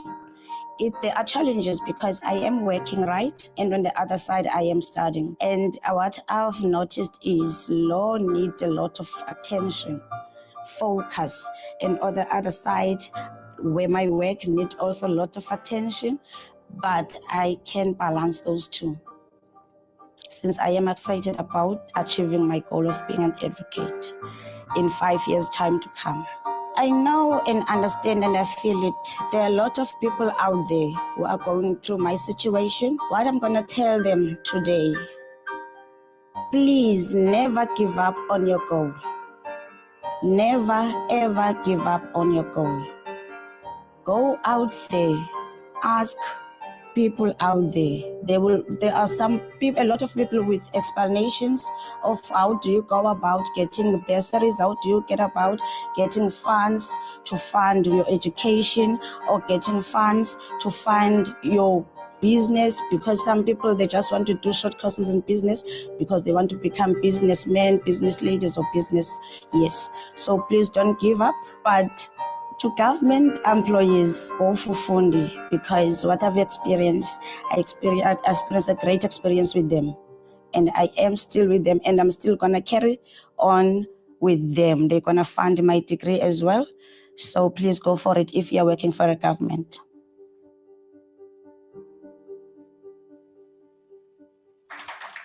Fundi says no more, be more, and there's one person who's done just that, right? So that, I think, also speaks to the fact that what Fundi is able to do goes beyond just assisting the 19-year-old in first year or the 22-year-old who's at the end of a degree and just needs help in that final stretch, but even for young professionals who want to go further in their careers or perhaps even take a detour, help is available through Fundi. And my key takeaway there is that she loves money. So we stand together on that point. As I said earlier, we're now going to go into a conversation about student wellness unlocked, innovative, inclusive solutions, as we've been saying, are what we are looking for. And to help us do that, once again, we're joined by Molikane, Director registrar's portfolio, excuse me, at UJ, the University of Johannesburg Seashore. And then we also have with us this morning Rainier van Jaarsveld, the CEO of IVC Health. My thanks to you both. I'm not sure if you're able to hear me or if I'm off mic now. Are you all able to hear me still? That's the drama training. You always learn to project. And thank you to you, lady, gentlemen. We've been talking a lot this morning about the gap, right, in student healthcare. And I want to ask you, Malimi, then as someone who is on campus, what have your observations been? All right. So when we talk about healthcare and what is happening on campus, there is a great need. And we do have resources, but they are not enough. And, you know, the issues of comfortability in approaching healthcare places. I mean, there is student health services, and it depends on which university you are at and how well resourced it is. We spoke earlier on about an example of a student in Limpopo. We do know that the rural areas are not as capacitated as urban ones. So there is a great need, physical health, mental health, and there's also issues around students giving up on some of their social activities because they have to focus, but that also affects their mental health. So there is a great need there. And as an institution, how much are you actually able to do, perhaps independently? Universities have got their own funding, and because we do not generate an income, the university must make money for us to actually use, you know, a portion of that. There is, for example, limited operational hours. Monday to Friday, we are university employees. We've got limitations. And that is not dependent on the time that we are available. So there is great, but I can tell you now that as much as universities are trying, and particularly my university, there is dedication, there is resources, but it can never be enough. Rainier, your observations then in terms of student healthcare? Look, it's been a while since I was a student. From the outside looking in. Look, I suppose universities are exactly the same as what we experience in the private sector or in the public sector. I mean, resources is always the biggest problem. Too many people, too few doctors. South Africa is quite a big geographical area, long distances to travel. So I would expect that the universities, as my colleague has said, you know, experience the same shortages of staff, shortage of resources. Operating hours is definitely a big item. These students function differently to us. Late mornings and late evenings is probably more how they function compared to us. So I think if we can breach that gap, then we can make a difference. In bridging the gap then, you head up IVC Health. What role do you see for yourself there? Look, IVC Health is a digital health company. That's what we've set ourselves out to solve. We want to create access. We want to create affordability. We want to create quality. And again, if we can alleviate some of the pressures on the public health sector through inclusion of the private sector, through, again, technology, making it more accessible for the students through this little device of a smartphone or a PC that's dominating our world. If we can enable that layer or that access layer, I think IVC Health can definitely play a role in bridging that gap of access at least. Affordability, I think, you know, Fundi's spearheading that sector. So combined efforts through the partnerships that we've got around the table, we definitely can make a difference. And Rainier mentioned how students are up earlier, they get to bed later. Academically, do you find that there's more pressure now? And how does that then impact their ability to cope with what is required of them? Academic pressure is a reality. And, you know, when we talk about a student 360, they would enter university at first year, and there's all those shocks at first year. And the academic pressure, adjustment issues, and resource issues, and knowing where you are, what you need, and the fact that you are all by yourself. So the pressure is insurmountable. And the program, we're actually talking with some colleagues of mine here that the program is not going to change. An academic program is set and there are standards, there are hours, there's practice that you need to comply with, but the ability and the skill and the know-how of adjusting to the program. And that leads to many sacrifices. And as the pressure increases, that's when we have those physical and mental health challenges. And I suppose, especially on mental health, right? It's all about sometimes how soon, in fact, all health needs, how soon you report to a doctor, a physician, etc. Exactly. And what we indicated here, there is that need, health-seeking behaviors. So generally, young people would not immediately think of going out for help. And with the smart devices and with chat and with all information being easily accessible, it is rare that you find that they get sick today, they seek help today. To an extent that when we encourage them to book an appointment online, you make sure that just before they should come in, we literally call them to remind them, remember, you still have an appointment. Are you coming? Because of the nature of their lifestyle.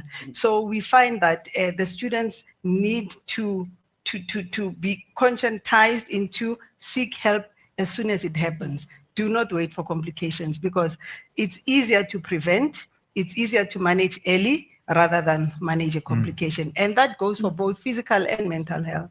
And Rainier, you know, Fundi was talking about how with Fundi Health, for instance, from as little as 210 Rand a month, right? Help is available. But how do we convince young people who have, shall we say, competing financial needs and interests that their health is something worth investing in financially, that it's not a nice to have, but a necessity? Sure. Look, I think for me, it's meeting them where they are. It's great that we can now speak to them, whether they're in the dorm room, whether they're at home, whether they're, well, look, hopefully not in class, but wherever they are through a digital means. And getting them to engage with the platform is key. Adoption, thankfully, in this age group, is a lot easier from a digital perspective. So if we can meet them where they are, show them the real value, break it down to them. Unfortunately, health is a complex environment. There's big words, there's big terminologies. I'm not health trained, so I'm struggling, and I've been in this sector for how long already? If we can meet them in their terms, in terms of you know the devices, and break it down to them, explain it to them, and get them to engage, then we'll see the adoption, hopefully, and getting them to understand that your health is your biggest asset. You know, if you can work for longer, if you can earn better income over a longer period, then you'll set yourself up for a bright future. So it's going to take effort from everyone around the table, but we need to meet them where they are. And just on access through devices, I would imagine it's easier for on-campus students because then you've got access to Wi-Fi, etc. But how much of a challenge do you think access is when you consider the majority of the student population still lives in areas where data costs can be a barrier? If I'm not mistaken, Fundi's got a solution from a data perspective as well. So I think they've got it covered. So Mala, you're basically running a one-stop shop. Keep this up. You may have to be on our body corporate as well. A woman with all the solutions. And just in terms of that, how open, I wonder, are institutions to allowing private entities to come onto campus and to help with something as serious as health? Because what's dependent on the gravity of the situation, the results could be completely different. No, you're right. You're asking a very good question. But I think universities have been known to be innovators, creators of knowledge, and with the digital age that we live in, and considering the institution I come from, we are very big in terms of we're a very young university, but innovation is key to what we're doing. So it's imperative upon us to be open to biting the bullet. I was discussing with a colleague of mine now to say someone has to change the model because we are aware that it's not working. And we also need platforms to sustain it, because if it's not sustainable, we cannot have future generations not benefiting from what we have. And innovation also, opens up possibilities for more access. And with a digital platform, you don't necessarily physically have to be there. You can explore other forms. And we do know that health information is key, because with a digital platform, you know that you have information, but before you actually do something about it, you know that you can access that. No, we have to be open to innovation. And do you think students, in fact, perhaps from your observation, are they more open then to health messaging that is perhaps led by people who are as young, in the same age group? Because it is an awkward conversation sometimes when you're young, you're on campus, you think that what you're dealing with may be sexually transmitted, or you fear that you're pregnant, etc. And the person on the other side of the desk looks like your mother. Looks like me. I don't want to say that. I figured it was too soon in the conversation for us to fight.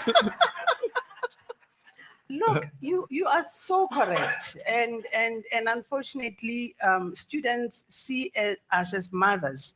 And I was saying to myself, sure, I've been working for so long. Students actually call me Mama Mimi, And then I'm thinking, wow. So how do you tell Mama Mimi that? Ish, exactly. I think we have a situation. So we do try amongst our staff, and to try and mix age groups, younger nurses, vibrant nurses, young doctors. We are fortunate to still have those doors open for us. But what we do, we also have programs like peer-to-peer education programs where we encourage students, particularly even from the medical, the faculties. So when you have nursing students, optometry students participating into our health programs, it becomes easy because one, they can demystify the big language, like you mentioned, to say medical language is complex, but if you've got young people entering the system, and with peer education, we know that if we've got them as ambassadors of health information, we know that they can speak easier to their friends. Younger health professionals have to enter the system because definitely, I cannot speak the language that young people do. We try, but it really doesn't really work. But we lead from the back. We allow the youth, peer education, students to guide us. And like we say, nothing about students without the students. And on that point then, Rainier, it's one thing to use plain language, but increasingly in conversations about the introduction of apps, artificial intelligence, people are looking for what feels like a personal conversation versus something that's very generic.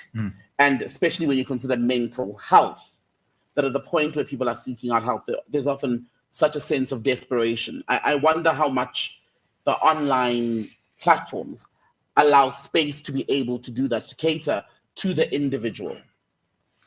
Look, from our experience, we launched our mental health platform probably about a year ago, give or take.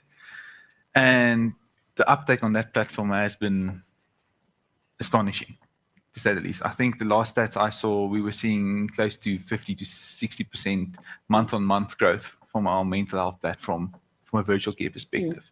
Which, when you go and sit down and you think about why is this number so big on a month-to-month basis? I think previously it was mentioned by, Dr. Ezra, there's still a stigma around mental health. You need to get in your transport, go to the practice, walk in there, hope nobody sees you. And what we've seen in our environment is because it's comfortable, because it's where you are, it's in your dorm room, it's on your own couch at home, speaking to the doctor through your device, you feel safe. It's a safe environment. And we see the adoption in driving adoption, together with the accessibility aspect of it. We've got great hopes for breaking down the stigma. If more people are given access, given the freedom to say, but look, I had a problem, and it was dealt with in an effortless way. You mentioned mental health, but just out of interest, in this increase that you've seen in the uptake over the last 12 months or so, what is the greatest need that you've observed among students? Sure. I can maybe speak to the corporate environment where we've seen, our focus has been to date. Very excited about the student side of things. I think it's literally and I keep hampering on the accessibility aspect of it. When I speak to our network, the areas that they see the consultations taking place is not the norm. Yes, it is the couch at home, but what they indicated is we get individuals consulting from boardrooms, from closed door boardrooms, from their vehicles, because the pressure just got too much. But they had an escape right there immediately to hop into a car, hop into a boardroom, close the door, and get help. So again, I think students won't be any different. I think we'll get the digital adoption a lot easier in that space. And I think that the accessibility and the freedom that we're giving them is going to make a difference. And else, Mimi? Look, I want to agree with you in terms of how it's not the norm as expected, but we must also not discount the human, the professional that still must provide the service. The digital platform is useful as part of a program, and it is also, we use it before, in the middle, and even after, in terms of, continuing. For example, the person would come in, they get medication, and then they are at home, they're having side effects, they want to stop medication, and then it's easy to go onto a digital platform to say, what do I do? Do we change a script? You get those kind of things. So the professional is still important, but accessing the professional does not have to be within the closed four walls, So it's necessary that we know that these two can coexist, and we live in that world. And if healthcare is willing to transform itself to respond to the needs of today, because we cannot drive without the people that we intend to help. And as long as there is accessibility in all forms, then we know that we are on our way to transforming the healthcare space. And currently then at UJ, at what point do you find students are presenting to yourselves to ask for help? And similar to what I asked Rainier, what have you identified as the biggest health needs on campus? The health needs are varied. And I want to say, you mentioned that young people do experiment, and one of the areas they experiment is sex. And we cannot look away, we cannot pretend. And we were young ourselves. I mean, we went through it, It might seem like it's too far back, but yeah. So we do find that they come through, and the advantage that we're seeing is preventative healthcare. So you see students saying, I cannot get pregnant. You see the young men coming into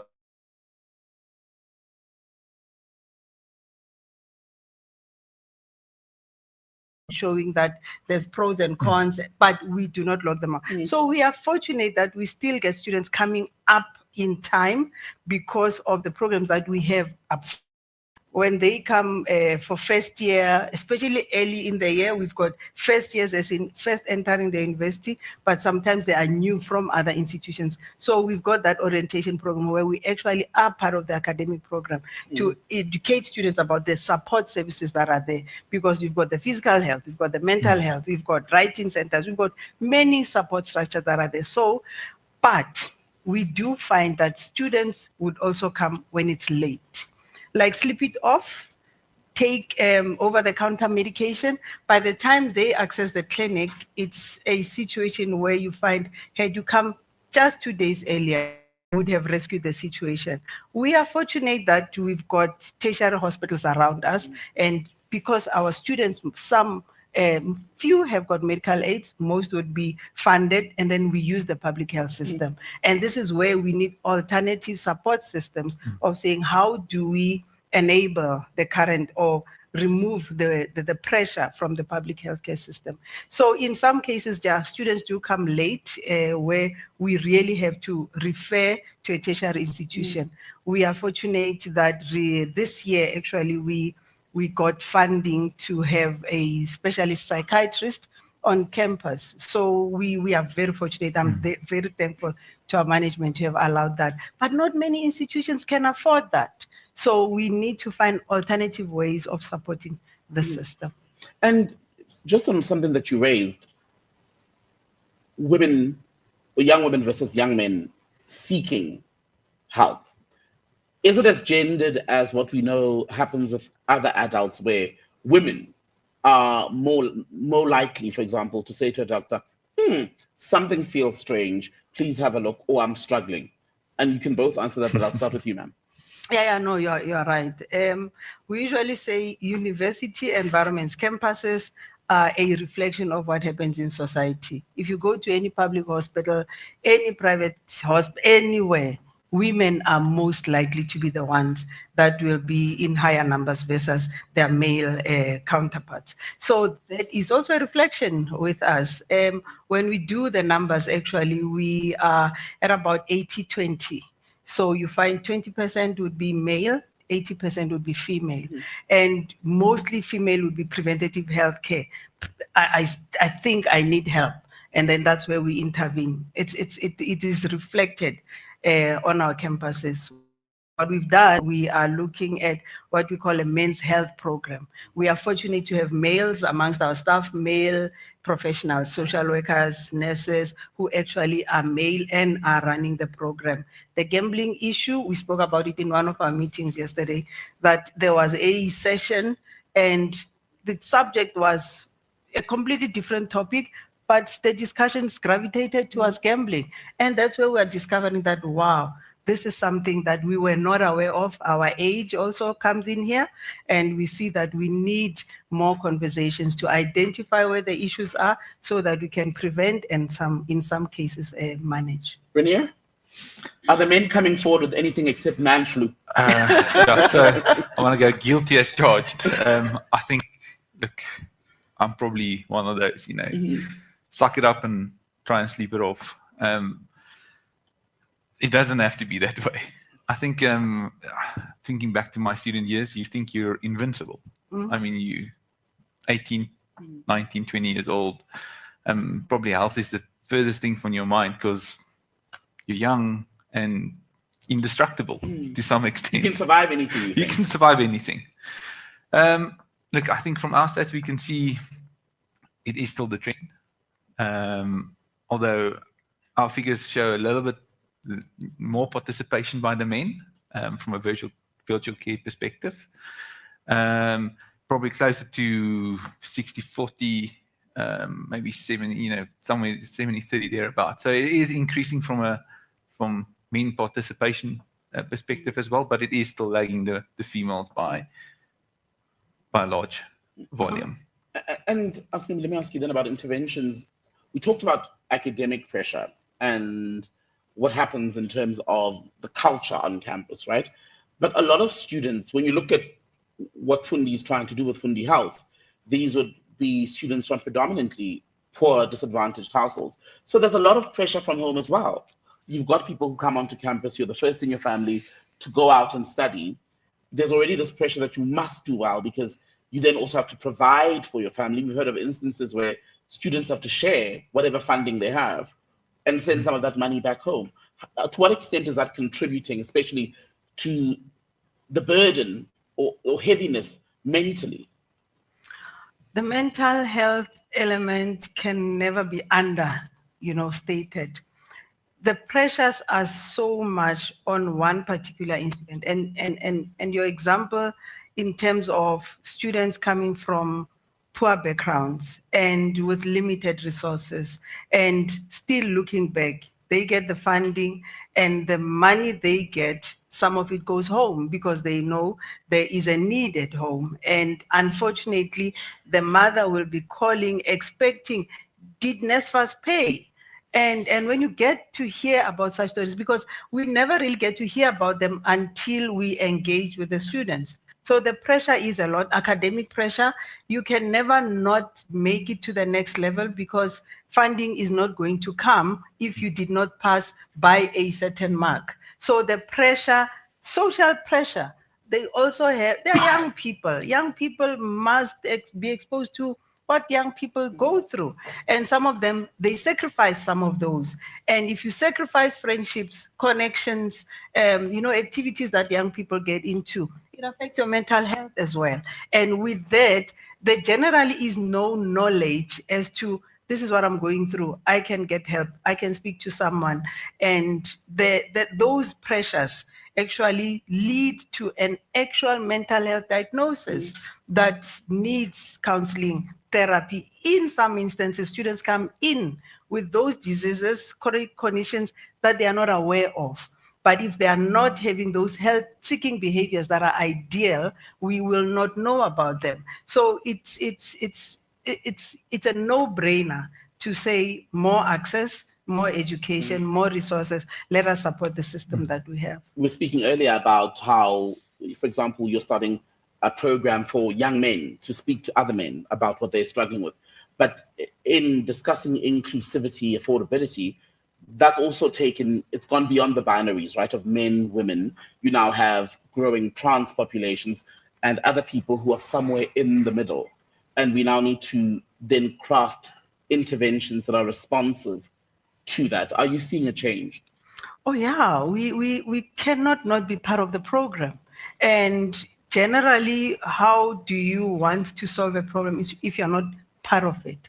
So one of the things that we have done is actually, you know how we collect reports and we use the reports to inform budgets, initiatives, activities. So we do have a classification, if I have to use that word, to say you don't have to disclose your gender. You can just say either choose male, female, non-conforming, and that tells us that we need to pay particular attention. We've got colleagues that we encourage to come forth and be part of the program.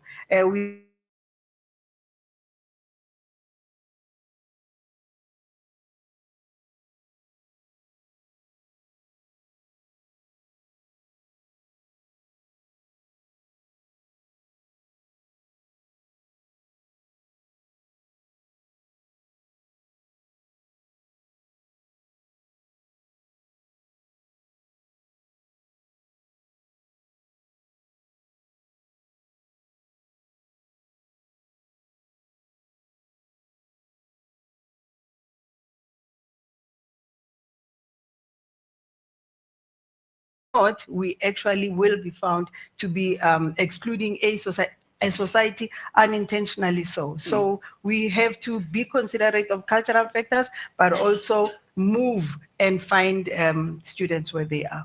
Renier, the changing landscape in terms of inclusivity, moving away from just services that speak to a man and a woman, but now we live in a world where there are people who are non-conforming, people who are trans, who come with unique needs, or even emotionally need to relate to someone who is aware of a world that is changing and more open. Do you see opportunities there then for yourselves and Fundi Health, etc.? Yeah, definitely. Look, I think we're reliant on the healthcare provider in the background to support these students or the individuals. So I think we need to make sure that those individuals, the providers, are obviously aware of the scenarios that they could encounter. Supporting them in education and in data and in knowledge is fundamental to make sure that they know how to deal with those scenarios when they are supporting one of those individuals. So I think it's throughout the whole ecosystem, we all need to play our part in terms of understanding what is required from us and gaining the necessary knowledge to support those individuals. Okay. Let's open it up to the floor then. I did promise earlier that we would take questions or input from people in the room, and we'll also then online, I will be able to get access to your questions from my device, but we'll start in the room. Perhaps just a show of hands, if we could start with maybe 4 questions as a start. I don't want to point anyone out, but are there any early takers? Hands up if you've got a question. Going once. Going twice. No questions. Any thoughts on the conversation so far? We really are.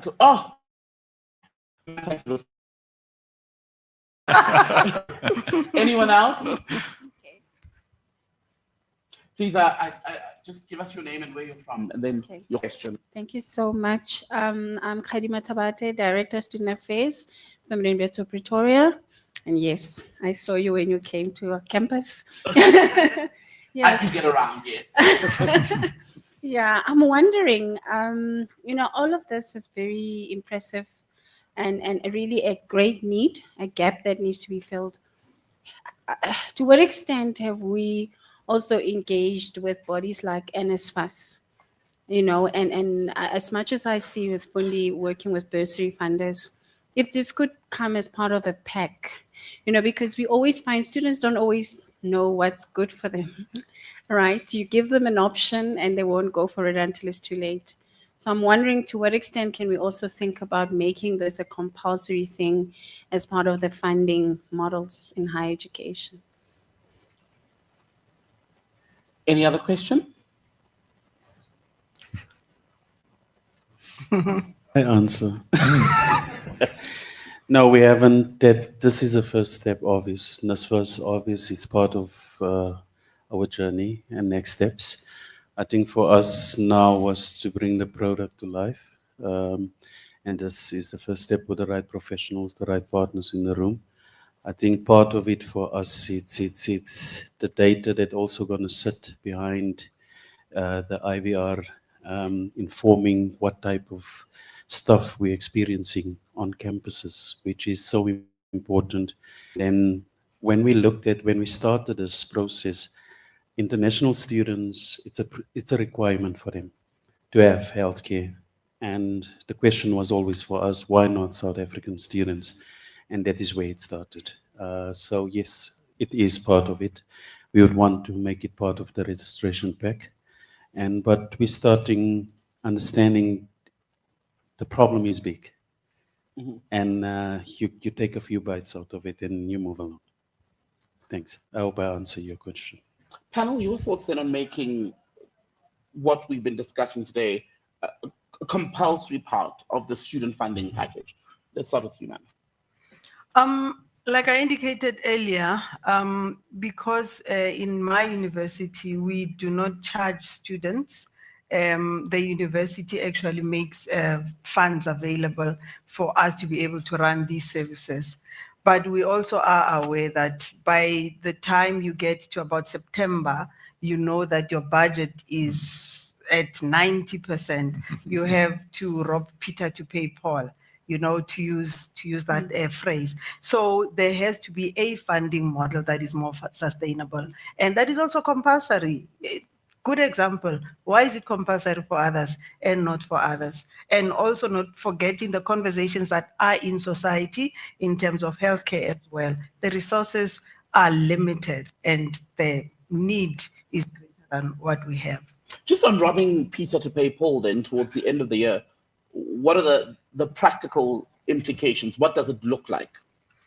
All right. So as an example, without giving like specific details, you would find that there is a medication budget and a uniform budget.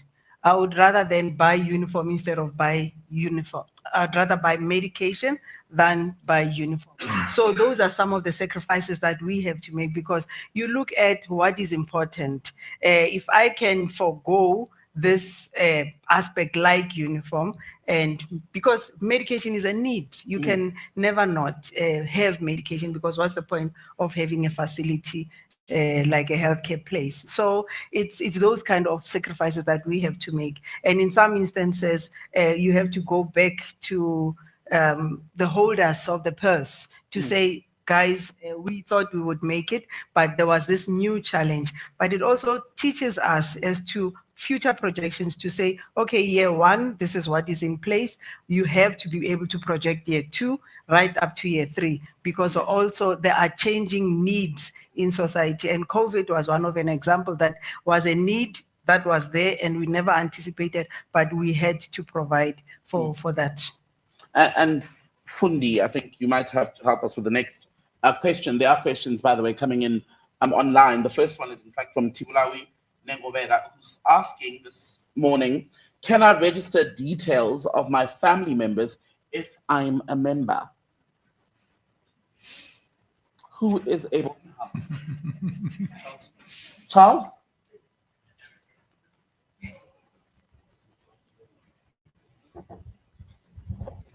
Thank you very much. The way Fundi Health has been designed is that we've taken into account that the student may be a parent and can be able to add family members.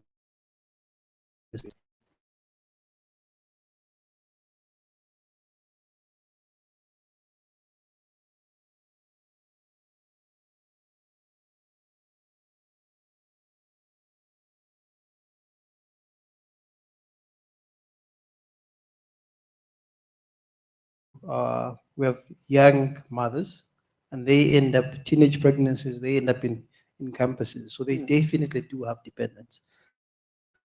So the dependents are also catered for. And does that mean any dependent? Yes. All right. Yeah, you would have to indicate who's your adult dependent and who's your child dependent. It's been designed in that way. Thanks for that, Charles. There's your response because you're listening in virtually. We have a second question, in fact, that's come in online. And this is from Dr. GNM, who wants to know, when will the campus drive start and how will it be?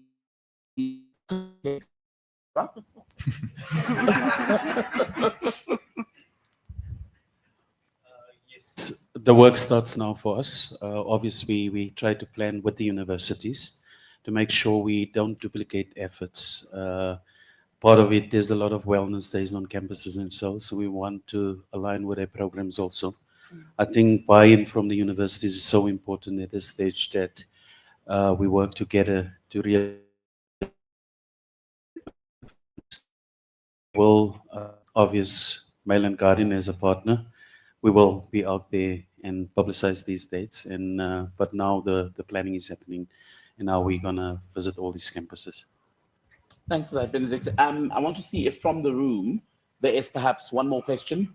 Any more input just before we wrap up our conversation? Any takers? No. Oh, there's a hand over there. Do you have to stand? Yes, please. Just Hi. identify yourself and then your question. Okay. Hi, everyone. My name is Mbali from Student Village. I've got a question because we work directly with campuses and students, and I wanted to find out with this cover, the 210 Rand, is it, so what happens if a student can't afford to pay for 1 month?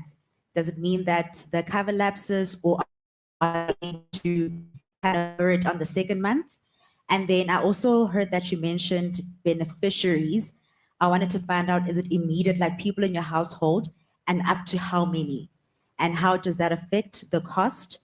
And then lastly, I just wanted to find out, when you're on campus, what do you do with students who don't feel like healthcare is a now need? How are you going to be able to shift their mindset? So 3 questions, am I right? So the first is, let's say if you skip a month, does it lapse? Yeah. Secondly, in terms of dependents, who qualifies to be your And dependent? up to how many? And up to how many? And then the third one was, how do you convince students that healthcare coverage is a now Because some need? will tell you, I don't need it now. You know, this is a later problem. So how do we shift their mindsets to take this as a priority? Okay.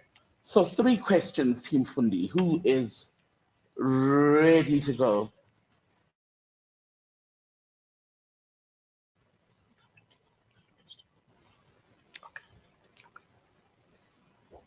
She didn't have to walk very far. There's Tumi on the other side who could have helped that. Eh? I think Damian was hiding. Okay. So I think two parts on clarity points. One is that the Fundi Plus is an insured product that one can iterate and be able to build upon based on the additional things that they require in terms of the plan.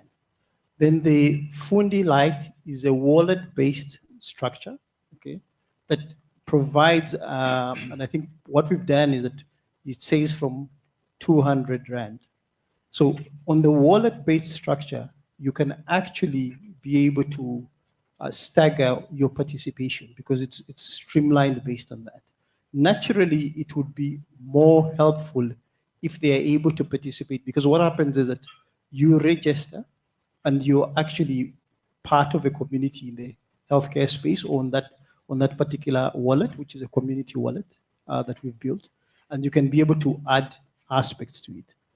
What we've then created, I think I did talk about what I call the marketplace. So on the marketplace is that it gives you the ability to get what you call health on demand. So if you're looking, for example, for a dental tooth extraction, you want to see a dentist, there's what is called discounted.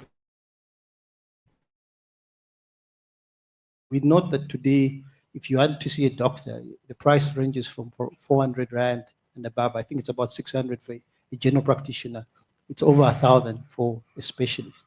So on that side, one can be able to access what we call on-demand services that have been curated and discounted for students. So it all depends on which part they want to be able to participate in, but it's been built with that model in mind. When it comes to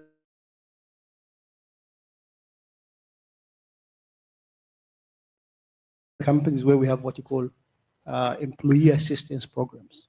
Now, we've also created a wellness program for students, and that is geared at, you don't have to be sick to access health. So there's a set of things that IVC has built in, which is around information tools that assist you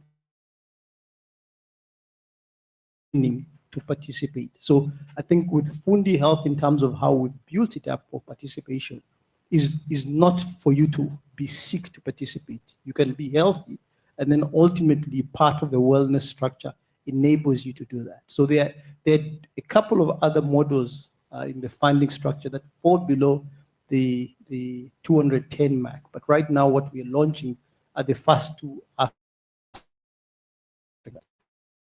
Right.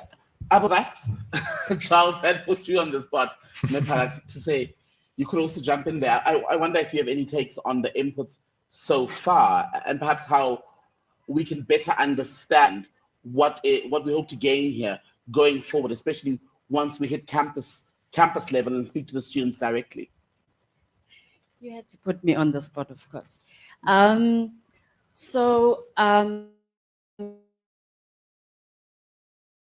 Takeaways from today is that the engagement also give us almost a lens into the experiences by the people that are actually at the campuses. And together with Fundi, the part of the rollout is that there is obviously Fundi sites at the different universities as well.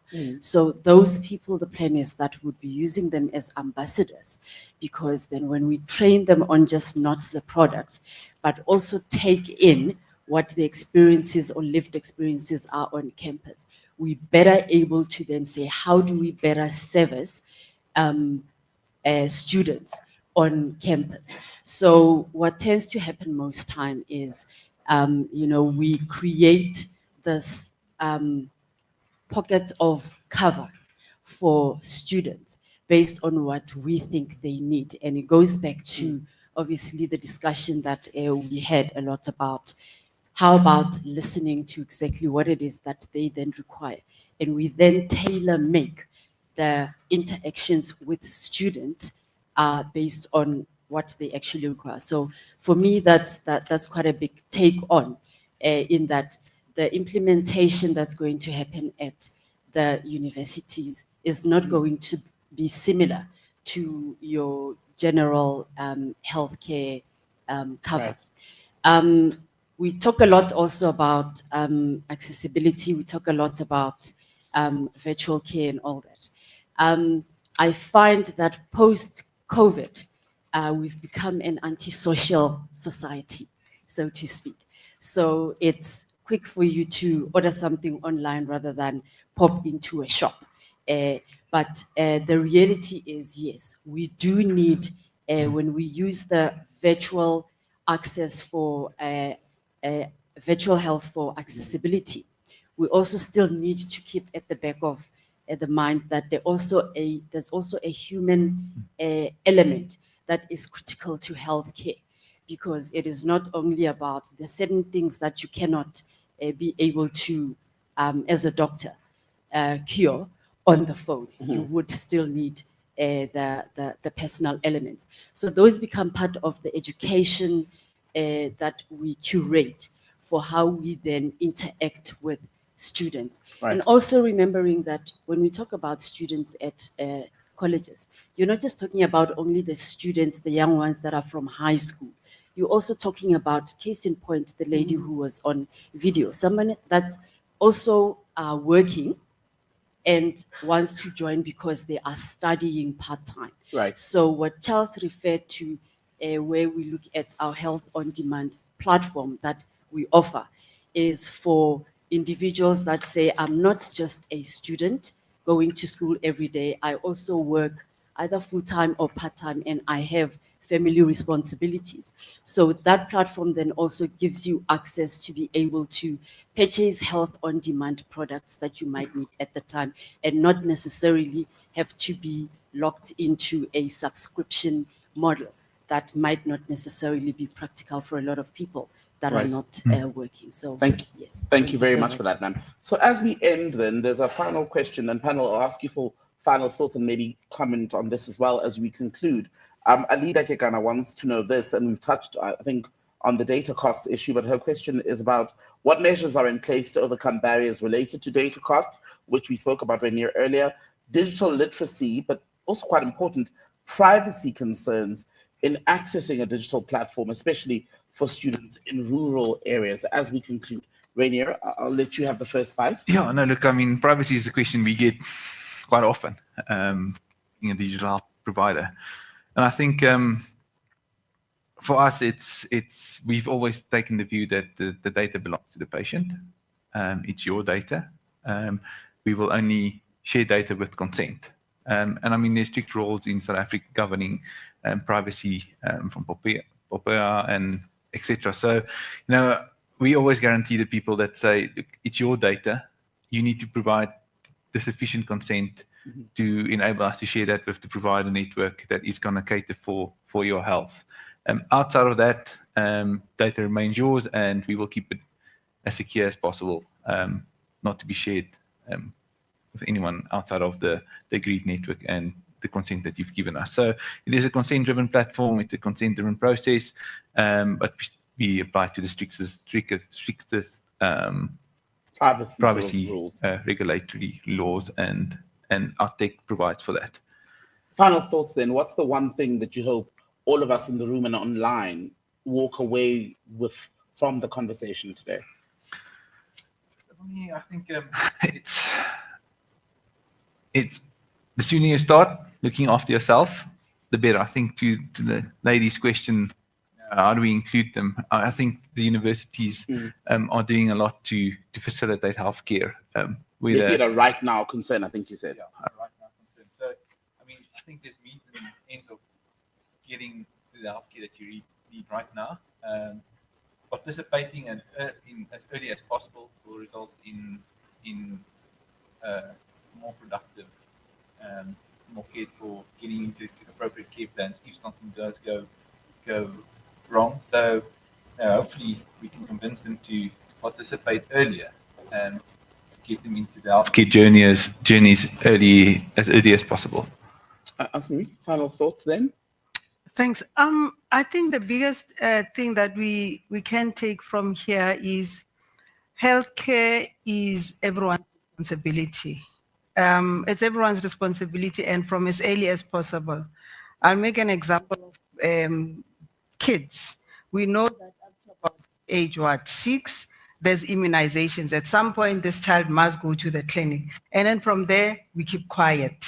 And we wait for them to become an adult, and only then do we start. So that is a change, in mindset that we need to get involved in, because as students come into the university space, they have to come in with that culture of being mindful of their health. One program I'll make an example of that we do on an annual basis, we call it a Know Your Numbers campaign, where you must know your blood sugar level, you must know your blood pressure, at least even if it's once a year. So healthcare is a now issue, and there's more access. There should be more platforms than a consultation room with a healthcare professional. There are other platforms in order to access that health information, health professional. Thank you so much. This has been such an insightful conversation. Amalimi Auslimigea, who's the director, by the way, at Seashore. That's the registrar's portfolio at the University of Johannesburg, where they deal with student healthcare. And thanks to you, Rainier, from Jaarsveld, CEO of IVC Health. Thank you very much for being with us. We're going to now, you can give them a round of applause. Ma'am, I saw you were right on cue, and then I kept speaking. You and I together, sister. Right, and by the way, we're going to move on to the next panel. And before they come on, can I ask the following people, before they come up here, to go to the back and get mic'd? They are Dr. Ezra Masenya from Lancet Laboratories, Dr. Katlego Mothudi, Board of Healthcare Funders, and Damian McHugh from Momentum Health Solutions. If you could go to the back, please, and get mic'd. While they do that, that panel, by the way, will be chaired by Charles Irumba, and they're going to be talking about the role of Fundi Health in improving student healthcare. Charles will be moderating, but as they get ready, please turn your eyes to the screens. Thank you.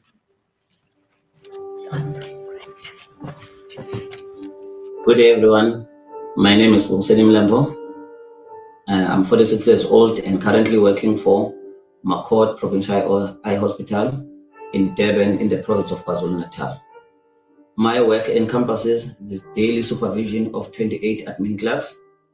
That includes, amongst other things, the registration of patients and the handling of medical records. And on top of it, we're responsible for the cashiers, messengers, and other aspects of patient administration functions. Ngikhulele endaweni yaKatlego, okuyisigodi esingaphansi kweJozini municipality under Ward 5 in the district of Umkhanyaboti. That is where I started my primary education level.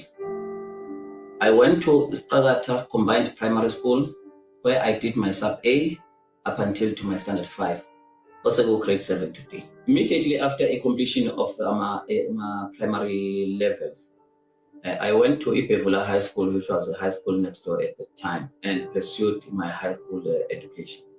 That is when the love for sports, especially soccer and boxing, together with lots of reading, started to creep into the picture. Then I went on to do all the grades in high school up until I finished my matric in 1997, looking forward to a next level where I was going to be another person now doing sports at a professional level together with my tertiary studies. That all was meant to happen in Durban. So in 1998, I got to Durban and I enrolled at the Technikon Natal, doing marketing management. At the time of my enrollment, I was still looking forward to do my tertiary qualifications coupled with the sports that I mentioned before. Sadly enough, it is when I got to realize that I had a problem with my eyesight that I got from birth, but at the stage, no one was aware of. Thus leading me to forgo all the aspirations I had in terms of doing the sports, and it ended up dropping out of the tertiary institution. Immediately after dropping out of the institution, I went out looking for the work that I could do with the condition that I had.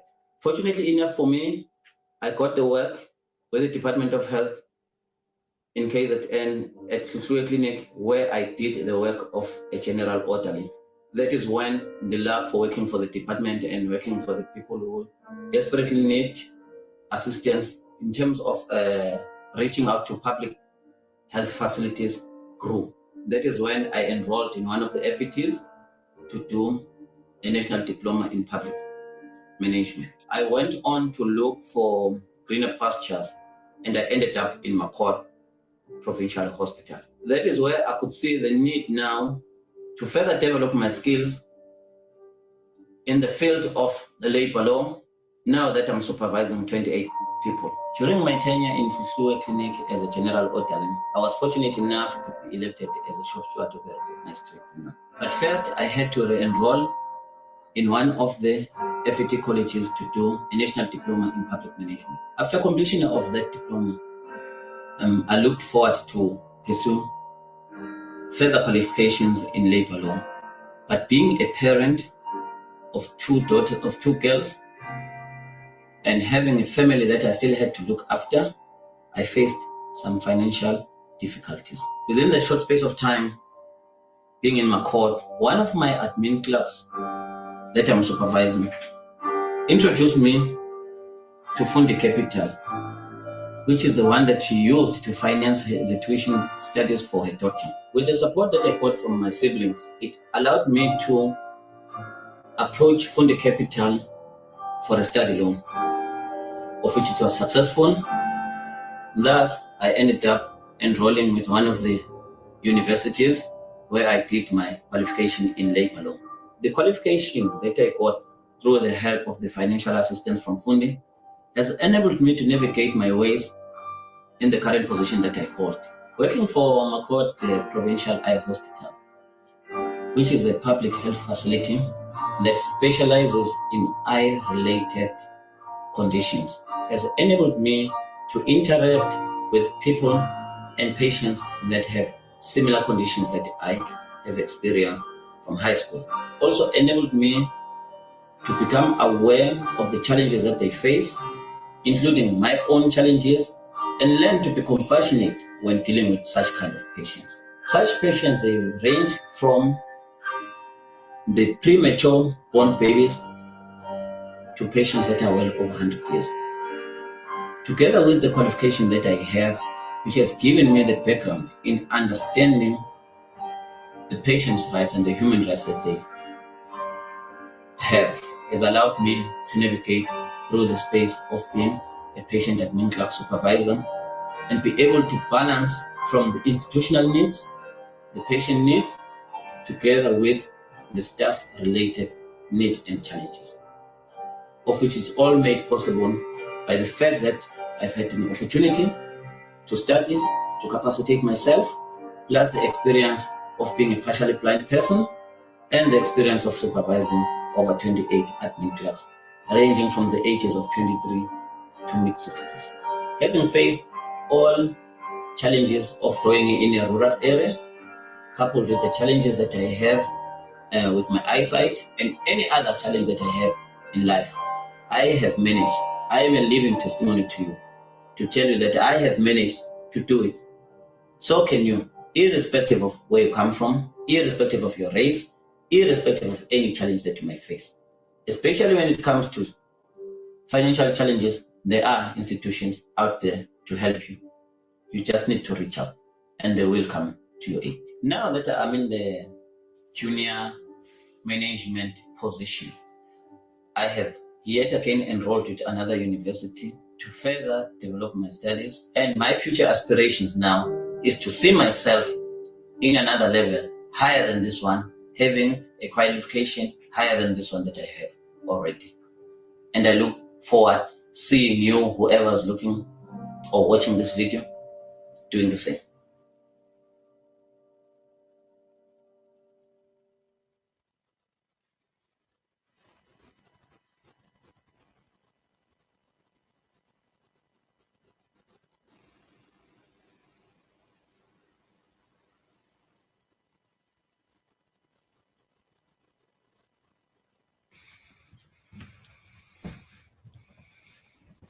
Thank you.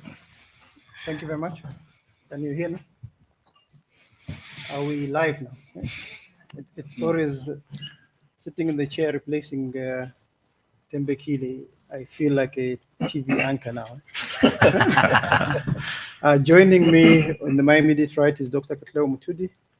Dr. Katlego Mothudi is currently the Managing Director of the Board of Healthcare Funders for Southern Africa. I see they've expanded and are moving more and more into East Africa. So he has a wealth of experience in healthcare.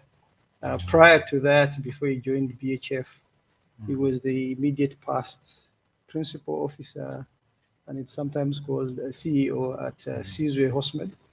And has spent many years prior to that. He was the MD of AIDS for AIDS. And then before that, he was with the Metropolitan Momentum as the head of clinical services at some point. Then immediately after him is Dr. Ezra Masenya. Ezra Masenya is the executive chairperson of Lancet. I've learned from him over the last couple of years that Lancet doesn't just take people's blood.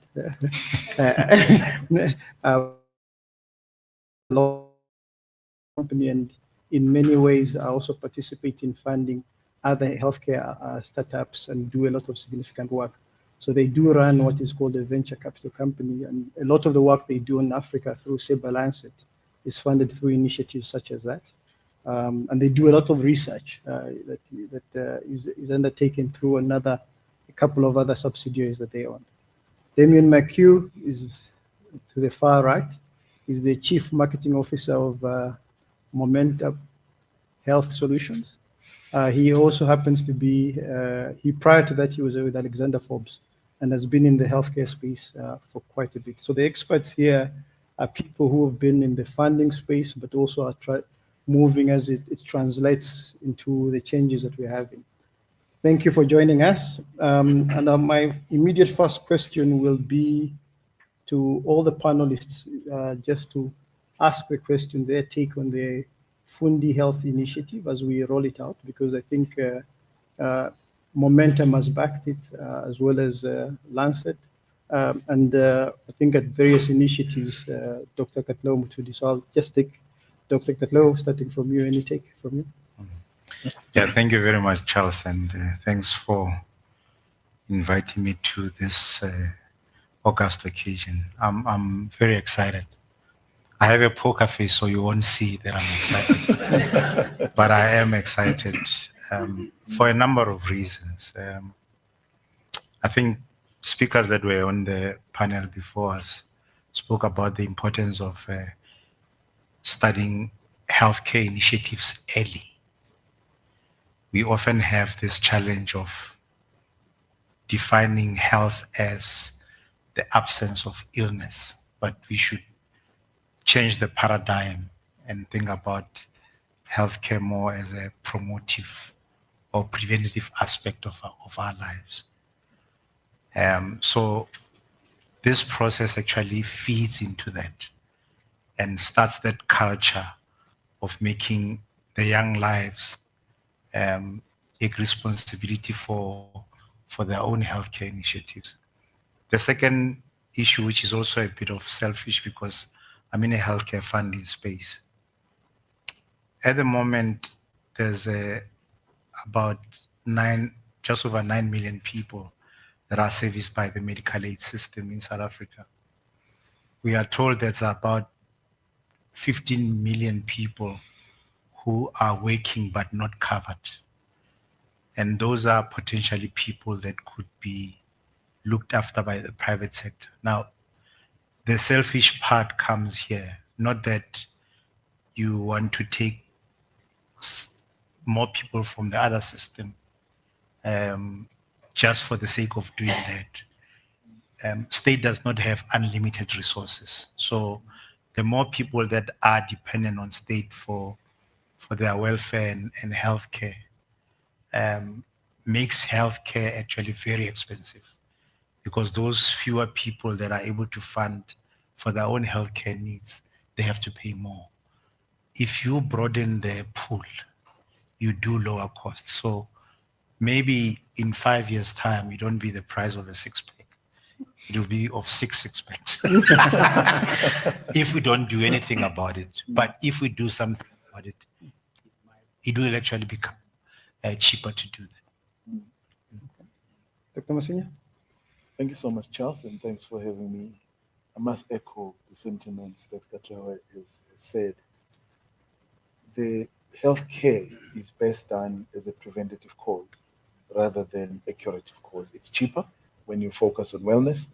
It becomes more expensive when it's curative, when you start looking at cancers, and the cost does become unsustainable. So for us, what is very critical as Lancet Laboratories is to participate in these wellness initiatives where people can start looking for diseases before they become symptomatic. So that's one thing that we liked about Fundi Health, but also the focus on students that are from rural areas that do not have money for healthcare. That focus for me speaks to social and moral commitment. I think we have to, as society, give back to communities. So what Fundi Health has done, and those who are behind them in terms of funding, I mustn't forget them, it's saying to us as people in the corporate, people in the health sector as well, let's do something for our society. We catch diseases now, we intervene now, we create a workforce that is healthy, we grow our economy as a country. So basically for us, we are excited to participate in this. Thank you. Damian? Firstly, agree with both the doctors. I feel a little bit underqualified sitting up here as a non-doctor. For us, our business has a passion and our purpose. You spoke earlier about your purpose, about helping students be successful. And if I look at anyone in this room, none of you can be successful if you don't have health. We spoke asking about how are we going to make a student realize that they must take care of their health now? Well, how do I do that for any of you? There are many of you sitting in this room, you think just because you're not sick, you're healthy. And that's not true. The absence of sickness doesn't mean health. So our purpose is simply more health for more South Africans for less. We want to help more South Africans get access to health, not health care, to health when they need it. When they get sick, they need access to health care. And so the student will never feel, come on, we all know, will never feel that they need health care. I'm bulletproof now, I'm 20, I'm not gonna get sick. That's the way a student feels. Until the moment we miss health, that's the moment we all realize how important it is. And it's up to us as organizations and partnerships that come together to make students realize, to make us realize that the absence of that healthcare when we miss it is the most expensive thing we would give up. So I've asked this question in many audiences. I'm going to do it here quickly if you just give me 1 second. So think of the person in your family you love the most. Just take a second just to think. Don't think of your mother-in-law. The example won't work. But just think of that person that you love the most in your family. And I've got bad news for you. That person that you're thinking about now is going to get unbelievably ill. The good news is you can get them healthy again. But it's going to cost you everything you have. So let me tell you what everything you have is. You have to sell your car, you have to sell your house. You must resign from the work you do to access your retirement fund. You must get rid of all of your savings. In fact, the only thing you can keep are the clothes that you're currently wearing. You must sell everything else. Now, how many of you wouldn't do that? That's why the mother-in-law example doesn't work, because you'll all put your hand up. See, not one person I asked that question of goes, I wouldn't sell everything I have for that person I love. And that's not even your health. That's the health of your loved one. So if you don't provide the access to funding, you risk everything you have. Everything. Every asset that you currently have is risked based upon how healthy you are. And we've got to do that for students because they are the future of our economy. They are our future. That the country is in their hands actually going forward. And so we need to provide access to that. And I think this initiative is absolutely amazing because we're going to get access for healthcare for people when they're ill, that they can become more productive in both their studies, but also in the future of the work. Because grandmother used to say, stitch and psalm saves nine, the opportunity to do wellness, right? And if we can do that right and we can do that well, we have a much more productive South Africa. And that's really our goal. Thank you, Damian. Well said. I think it comes well into the next question I want to ask, which is for everyone here, is what role can universities play in bridging the student healthcare access gap? Yeah, I think latching on to some of the points from the earlier discussion, I would say the first one is that of awareness. Awareness of services that are available, but also awareness of the dangers of not taking advantage of this. in wellness, we often bandy about the statistics of what globally we are faced with, and even in South Africa.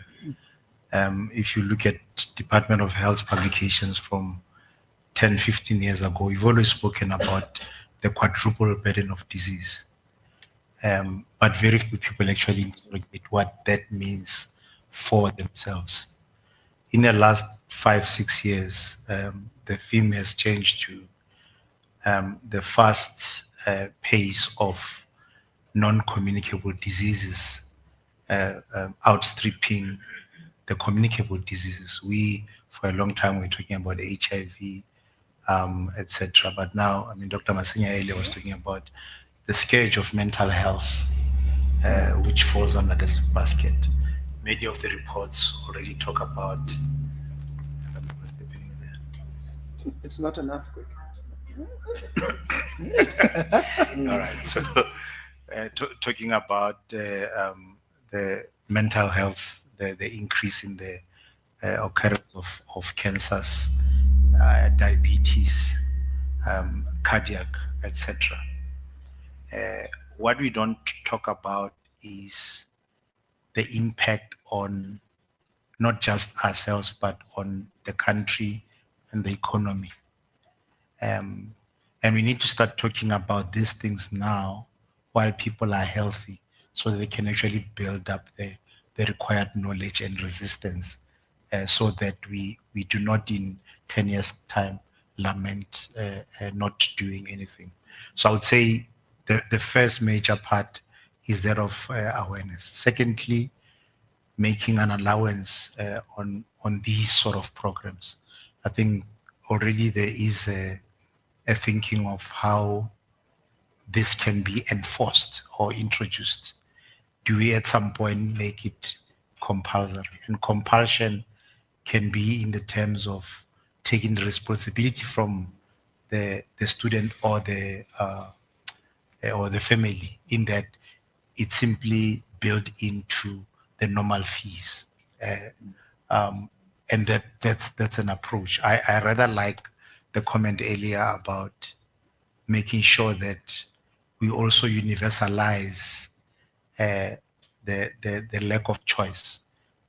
Foreign students, their visa requirements actually enforce the need of having healthcare cover. That could be a condition as well, because you don't want, as an institution, to be laced with the liability of students who are not well. And I think those are some of the initiatives that we can look at.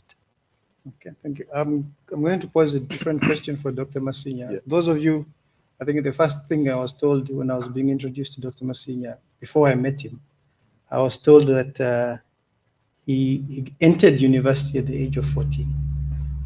And those who don't know that he did medicine and graduated at the age of 20. So I'm just wondering, because you did talk about life at the university. Yeah. So my question is around going back to those days as a university student. What would, and having seen what your peers and everyone on campus was going through, given the fact that you were doing medicine, what are the tools that would have enabled you as a student on the healthcare journey? Because I presume you didn't sign up on a medical aid until much later. Yeah. You're raising ancient issues, man. So, at the time when I went to varsity, I was too young to focus on anything else. So I think up until I was in 4th year, that's when I started maybe talking about a possibility of dating, if I can get, so I was quite young. But what I've seen is that orientation week is not enough to transition someone from their poor background to a varsity environment. So part of healthcare as well is that people who come from rural areas, they are not used to, we are not used to the cities. Where is healthcare? Where should I go if I'm sick? But the good thing that we found, which is still happening now, is that universities do have clinics where they have nurses, where they have doctors. But yes, they are not well resourced because the resources are scarce, but there is something there. So what universities can do, because universities, if you think about it, they've got they're a locus of a large population of young people outside their homes, outside communities. So much as universities are concerned about education, quality research, quality accommodation, they should also be concerned about healthcare. What happens to a child who's got epilepsy when they're alone in the room? Where should they go? So these are serious concerns that when things go sour, then the university has got to start doing a PR exercise about what happened, because it starts venturing into legal issues. So varsities have got a role to play. Fundi Health has a role to play as well in partnership with universities to make sure that students can access healthcare through telehealth, as we've said. So yeah, universities have a role to play, and we've got to equip our students to be able to use those resources. Thank you, Doc. The next question for Damian, I think is geared to. I'm taking myself back to the conversations and the meetings we sat in with the team when we're doing pricing and the right pricing. And ultimately, when the question was asked now whether someone can add on a beneficiary or a dependent, I know we went through those questions, but I think the key question here now that is relevant for you is how can health insurance models be made more accessible and relevant for students? Momentum has come to the party in a big way in terms of that, but more broadly, how can that consideration be done? I think we've spoken a lot about the foreign students here as well. We are the premier provider of foreign student cover in South Africa. We have more than 20,000, probably closer to 30,000 foreign students. I didn't even know there were that many foreign students who come into South Africa, but yet they are required to have healthcare, as part of their visa application. Now we do that already. So we have a really strong understanding of what the student looks for just from those solutions already. I think South Africa is a really unique place. And the solutions that we provide in providing digital capabilities are critical. And that's not just for the students. I think many of you are employers here, sitting in leadership positions inside employer groups. Your employees don't live always in a safe place. They don't always have access to vehicles at night. And don't we wish that kids only got sick during business hours? It doesn't work that way.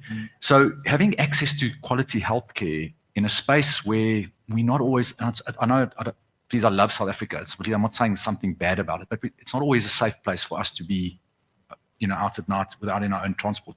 So that digital capability that you talk about in being able to provide healthcare access on a phone, instead of me having to go out, can the doctor come to my house? Now, pre-COVID, it actually wasn't allowed. We weren't allowed to provide healthcare advice on a telephone. Can you believe that? Yet COVID changed that, and positively, because now we're able to get healthcare to people rather than them having to come to the healthcare. And so those digital capabilities, we have a service called Hello Doctor, which is part of the program, which is also, I think, similar to the Pan-African capability that exists within Fundi Health as well, where we are doing thousands and thousands and thousands of doctor visits virtually every single day for our consumers. So rolling that out into a student capability, giving the ability now to deliver groceries to your house. Why can't we deliver medicine to your campus? That capability that we can piggyback off of those infrastructures exist within South Africa and exist within the healthcare environment. So we'll continue to look for solution sets, products that enable healthcare to get to consumer rather than consumer having to get to healthcare. And the important part of the wellness element is critical to that as well. So we have a technology, you can just scan your face. Let me ask you this question. How many of you know what money is in your bank account? And how quickly could you access it if I had to ask you? So on your phone, you look at an app, all of your financial aspects. You said know your numbers earlier. How many of you know your healthcare numbers, what your blood pressure is, what your sugar? No, and it's the most important asset you have. And so we know all our financial stuff, but we don't know our healthcare stuff. So how can we create the technology to help a student know, I think I'm healthy, but am I? Because they think just because they're not sick, they're healthy, and that's not true. So can we help them with technology, do a scan, know their health? Because that's the starting point. You know your health, you can then start doing something about it by getting access to the right doctor, the right tests, enables that whole ecosystem to then improve. And we can capture that and do it earlier so that the student, A, doesn't have to spend as much time away from varsity, they're healthier quicker, and they can get back into producing into their own studies and ultimately into the economy. Thank you. Thank you. My next question is for Dr. Mothudi, and it's around, it's driven around the point is, when I think about the conversations taking place into healthcare, I think a number of us have sat and said, we now know that last year there was a legislation on NHI that was promulgated. It's now, it's no longer a bill, it's an act. And naturally, I keep reminding people that in 2009, the Green Paper was published. It's taken 14 years to translate from a Green Paper to an act. But as it moves into action, I think we look at 15 years ago, and the kid who was in matric today has a child, and they're in the workplace. And I think in many ways, the conversation tends to get static. So how do we move the conversation forward with the private healthcare funders, and basically as a government, how do we bridge that gap through PPPs to drive elements like this? Because in this country, we have two systems. We have the public system and we have the private healthcare system. So how do we drive this by bringing a new population to participate? While our constitution empowers us to engage with whatever program government or the state introduces, I still feel that we as a population need to be more involved. One of the speakers earlier spoke about healthcare being personal and it's everybody's business. So we should not really wait for government to propose certain things before we act. Often, especially in the private sector, we are ahead of the curve in terms of the newer trends. Innovation usually starts there, and we should not be held back by the fact that it takes a long time to introduce laws. So we should be more involved in not just participating in the crafting of policy. We should sponsor these discussions. We must have closer discussions or relations with those people that are in power. We are the people who actually vote them into power. And I see a number of political parties are starting to engage a little bit more at the community level. So a local company or even national or global company, once it has identified a need, it must actually take the initiative. We should not be shy to propose for certain changes within government. I was quite envious. Quite a number of years ago, I was sitting with a company from Kenya, and they were saying that at that time in the government, there were officers that were responsible for public-private partnerships. So it actually cut the red tape. In South Africa, we've got an officer in the office of the president who was supposed to be responsible for cutting red tape. I don't think we've seen any change. Maybe largely because I don't think we are using that person, right? And they're probably working maybe just against resistance without the support. So the gist of what I'm saying, Charles, is that we need to take responsibility through initiatives like this. There's very little in terms of policy that governs healthcare provision like this, either through voucher systems or while we have we are in limbo in terms of the low-cost benefit option being allowed. It has not stopped the enrollment of more than 2 million lives onto programs like this and actually increasing access. The other issue, before I hand back to you, is we look at reports like how countries are doing in pursuance of universal health coverage or in terms of attaining the sustainable development goals. What we don't realize is that each and every one of us actually has a responsibility to attain those. And I see a number of companies are starting to do that. We call them by different names. Some talk about the concept of ESG, environmental, social, and governance. But those could actually be converted into matrices that support the sustainable development goals. The sad reality is that if we are not conscious about the environment, be it social and otherwise, it has an impact on healthcare. Medical practitioners often get angry when I talk to them and say their contribution to healthcare, that is a clinical component, is only responsible for 20% of clinical outcomes. The other 80% depends on what we call the social determinants of healthcare. And those are some of the responsibilities that we as a community, as a population of a country, as companies, especially in healthcare, must actually start doing that. An example, there's a medical aid scheme that has been sinking boreholes in hospitals, in communities. What they realize is that if you do not have proper sanitation and water in an area, it doesn't matter how many meds or boxes of medications you can supply. If you do not have clean sanitary practices, people will continue getting sick. So, short answer, we must get involved. Okay, thank you. I'll skip Dr. Masenya and go to Damian. The question I have is, obviously, given the fact that momentum shadows between medical schemes on one side and then ultimately on the insurance on the other, you're a bridging factor. I think the question I have here for you is, how can Fundi Health position itself as a catalyst for change in improving access, affordability, and innovation for student healthcare? Probably should ask Fundi.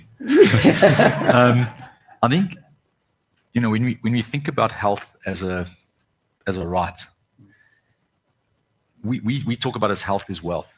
And without it, as I said in examples that I've used before, if you don't have it, you don't have access to your best version of yourself. If you take the macro version, we talk about NHI, the public-private partnerships, what Fundi has done here is not just provide students access to healthcare, it's alleviating burden on the state.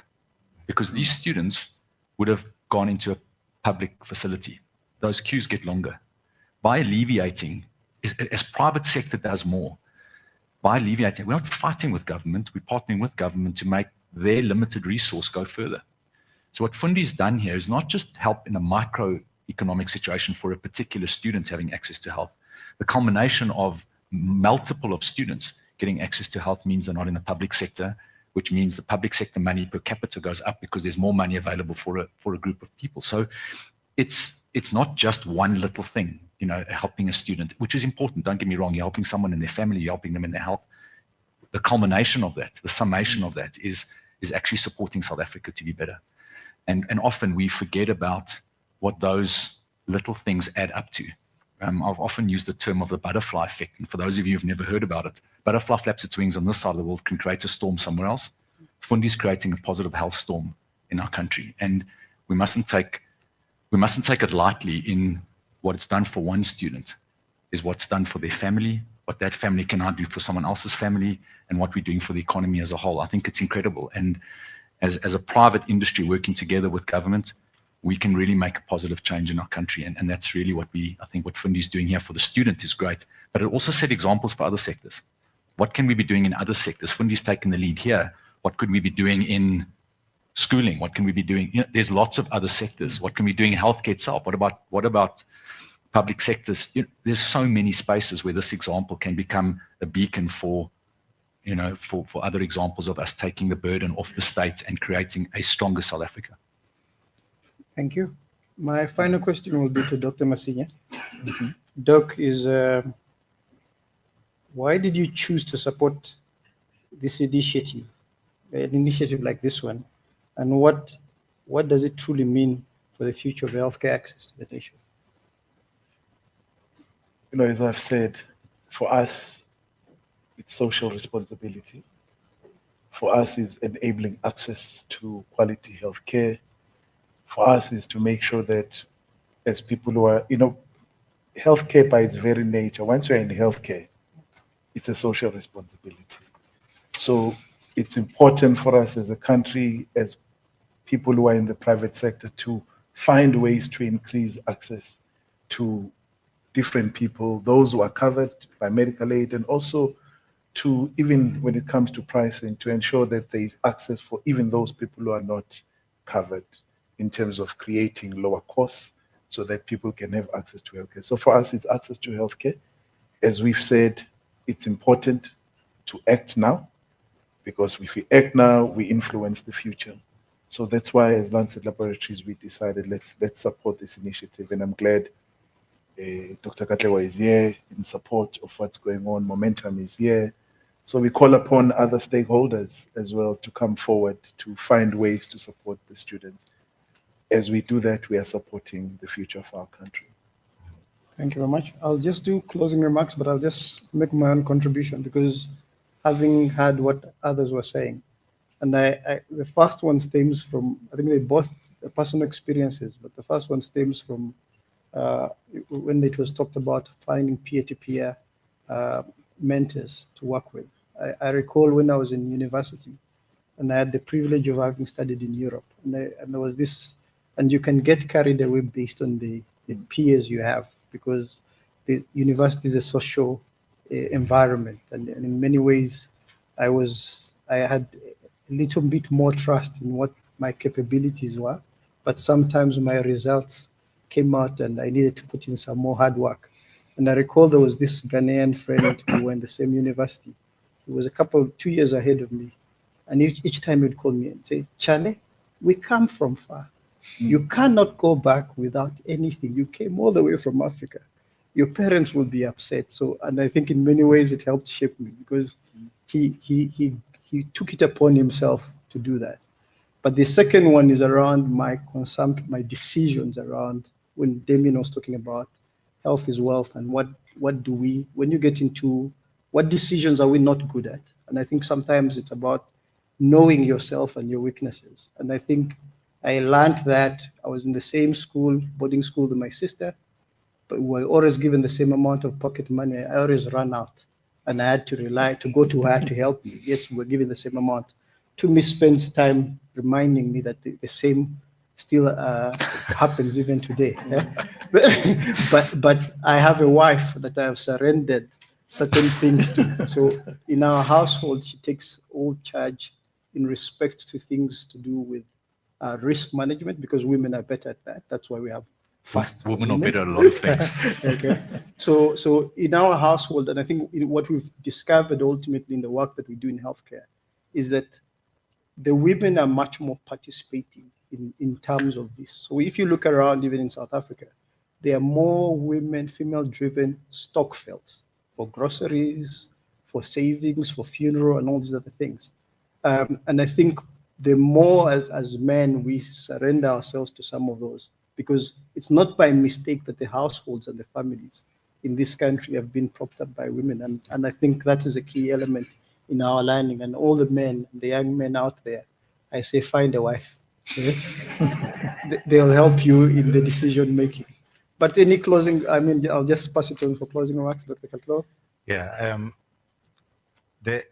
throughout the journey of our lives, different things become important at different parts. There's a time when you don't care about money. There's a time you don't care about girls. But health is important from the cradle to the grave. And the most critical part is during the time when we are young.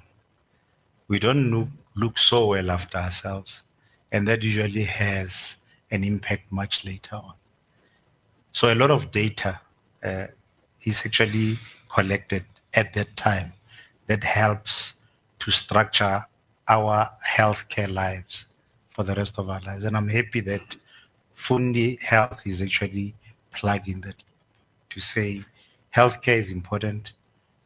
During that transition when our mothers were looking after us, to the time when our wives are going to look after us. Fundi Health now plugs that gap. Thank you. Thank you. Dr. Masenya? Let's look after ourselves. Let's look after our health. I think that's very important. Fundi Health is reminding us to look after our health. Let's make better choices as students, even as adults. Unfortunately, we do not make better choices. We drink as if it's coming out of fashion. So let's make better choices. So for students, substance abuse, just be careful there. Be careful of the sexual relationships you get yourselves involved in. Let's just make better choices for our health. Even diet as well. Let's make better choices. Damian? Yeah, I think, how many of you this month had a deduction for your retirement fund? How many of you put money away for saving? And we can all say, yes, we do that. We're privileged if we can, actually. But how many of you have taken care of something about your health today? You all take your car for a service because you think it's an asset that you must look after. How many of you have taken your body for a service recently? How many of you have taken the time to see, how healthy am I? Am I sick? Am I well? Make a better choice. Start looking after your most important asset, which is your health. And you do that by making the right choices. You do that by being mentally well. As students, you're going into writing your exams now. Take time to rest as well. Don't just burn the clock from midnight until 6 the next morning and expect you're going to do your best exam with all the Red Bull and all these things. Take time to rest. Do your studying well so that you can become the new doctors of our private industry in the years to come. So thank you, Fundi, for doing what you've done for students. And I know that right now they may not be looking at it and going, it's great, but the day they get sick and they have access to private quality healthcare is the day they're going to phone you and say, this is the best thing ever. Thank you very much. And thank you for making the time to be here. And thank you for embracing this partnership. Thank you very much. I'll hand it over to you.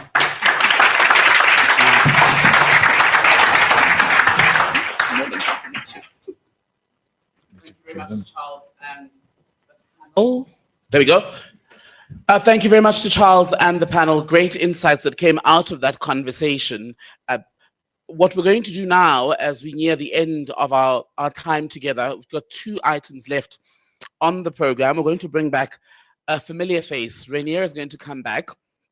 And what he's going to do this time is he's going to give us a demonstration of how the IVC Health app actually works. We've been talking about the idea, what we're trying to achieve here, right? So now it's time to have a look at how user-friendly of an app this is, especially if it's something that we're encouraging people to take up and look towards in student communities. Rainier, if you're ready and mic'd, you can come forward and then I will hand over to you. Let's make him feel special.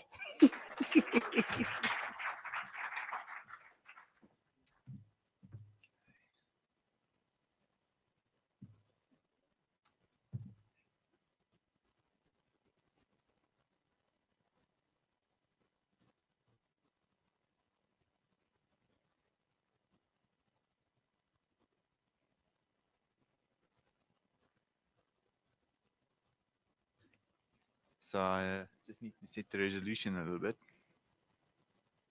Okay, we're going to do it. Just excuse the busy desktop.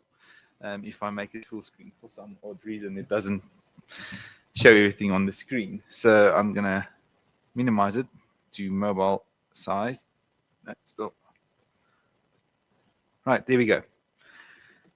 Right, so I'm just going to do a very quick demo or talk you through the platform. We are catering for international market as well. So we do have the capability to bring in, like we said, the international students as well. So you don't need an ID number. You can utilize a passport number, etc., to facilitate the actual participation in the platform. So I'm just going to quickly log in. And I will be sharing some of my personal information. I do give consent to myself to share the information with everybody around the room. You will be seeing my age. You will be seeing my height and my weight, unless there's anyone else willing to come and do the demonstration. But yeah, let's just kick it off from there.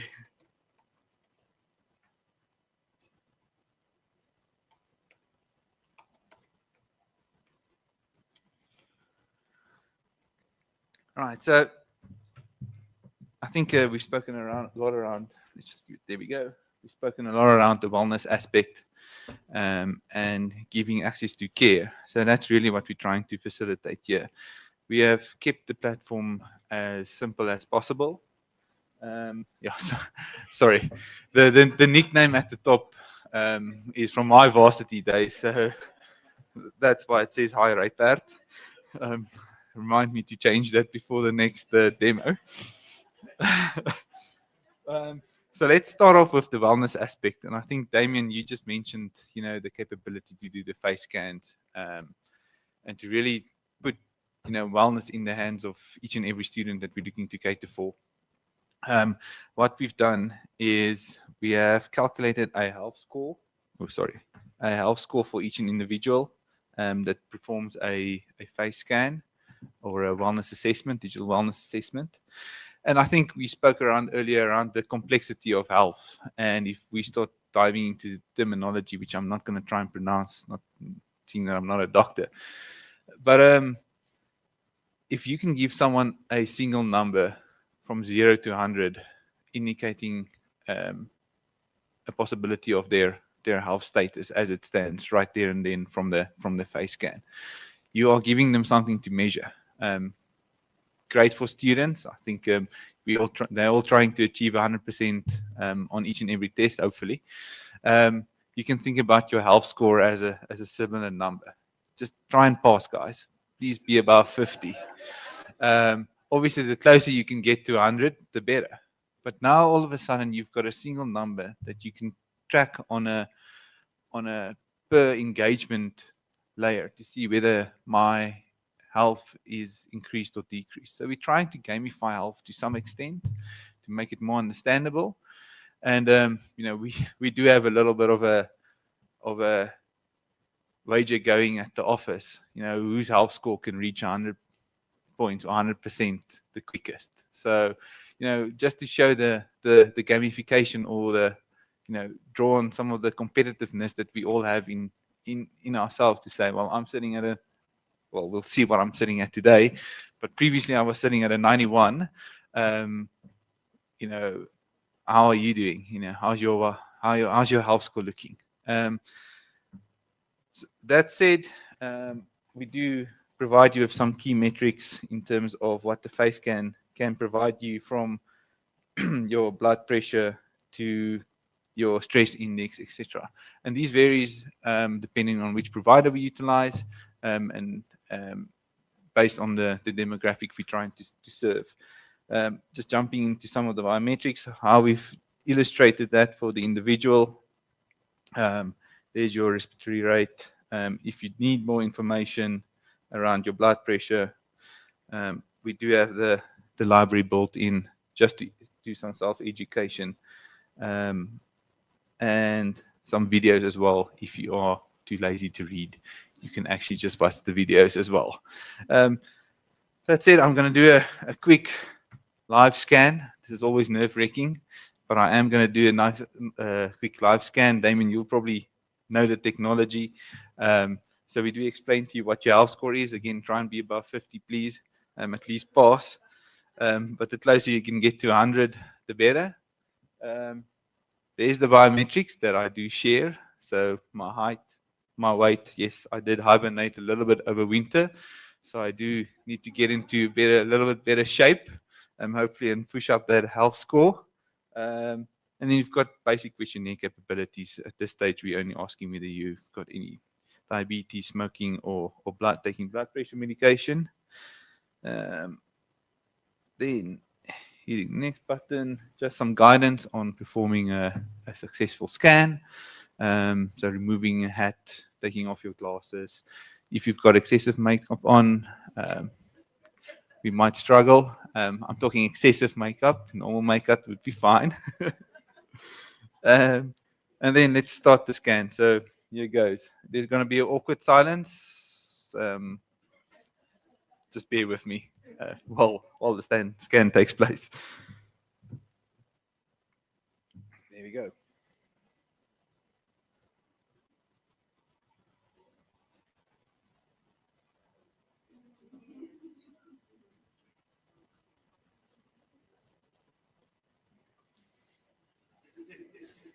I am allowed to smile.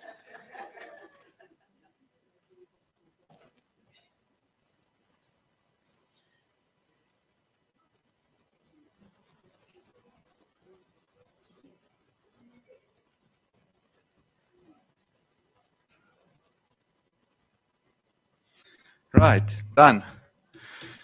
I think as quick as that, we can get basic health metrics around the individual to determine the more data we can get into the system, the more we know about the individual, the better we can guide you along your healthcare journey. In the panel's discussion, we said that healthcare through a digital means is a game changer, but definitely we still need the networks, the doctor networks, the nurse networks in the background. Oh, look at that. That's not good.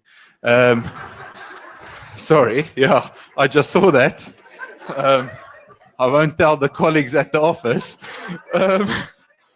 Yeah, I can bet you the stress levels definitely gone up from doing a live demo, and then the blood pressure is probably higher as well. So there we go. I've decreased by unfortunately 3 percentage points, probably due to the stress. But yeah, I think as simple as that, we can enable wealth or wellness in the hands of the students, and in the hands of the individual. And taking it one step further, what we quickly realized is it's no use showing someone that his blood pressure is 130/90 and he's got no clue what to do with that, or 150 or whatever the numbers are. We need to enable care. So by hitting the big blue button, talk to a nurse or a doctor, we enable the virtual care network to engage with the patient. What really excites me around this platform or around the technology is the multidisciplinary approach we can now enable for a patient. Our interventions are nurse-led, but they've got the capability to refer you into that doctor's network, into a psychologist network, into we've onboarded dietitians. We can really now get providers to really collaborate on looking after an individual from a single platform. Again, from a student perspective, you can do this from the comfort of your own dorm room. You do not need to travel. If there are concerns around the measurements or the screening that we did, we've got through the partners around the tables, there is access to physical network of pharmacy clinics. We've got the university clinics that we can direct the individual into to just get those screening results confirmed and to get you onto that appropriate care path. So as simple as that, you can now have access to the platform. I'm not going to dial out doctors right now, but I can tell you that you do go into a waiting room. You do utilize your Fundi wallet to facilitate the actual consultation with the virtual network, and all the digital documentation, whether it be your script, your referral letter, back into the network, back into the Lancet network for bloods to be done, is digitally provided to you on the platform. So you don't need to take the piece of paper, and if you're a new, you'll probably lose it along the way. You've always got this in the back pocket on your phone, and you can go and get the necessary care that you do need. The waiting room acts as similar as a current doctor waiting room. We don't serve you the huisgenoot from 1995. You need to bring your own reading material, but you better read fast because the response times we're looking to keep below 2 minutes for you to get answered and to be served. So yeah, in a nutshell, that is the platform. More than willing, if anybody's courageous enough, you can come and see Ronaldo and me outside, and we can do a face scan, and you can have your health score, and we won't share your data as stated. If your health score is better than mine, you can definitely don't come and speak to me. If it's worse than mine, I'm very happy to engage with you and see how we can improve health and access to health. Thanks, everyone.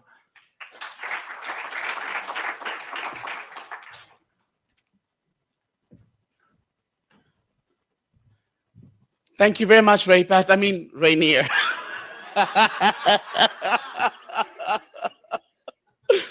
Now that we know, thank you very much for that demonstration. By the way, it takes a very brave person to stand up here and have their health information. If you weighed me, it would take 2 scales.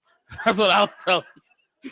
Anyway, we're at the end of our time together, but I'm not going to have the final say as far as what we've been discussing today and what we should all be taking away as we go our separate ways. In fact, to deliver the closing remarks for the day, it's my pleasure to call to the podium the executive head for EBS and new initiatives at Fundi, Mr. Benedict Johnson.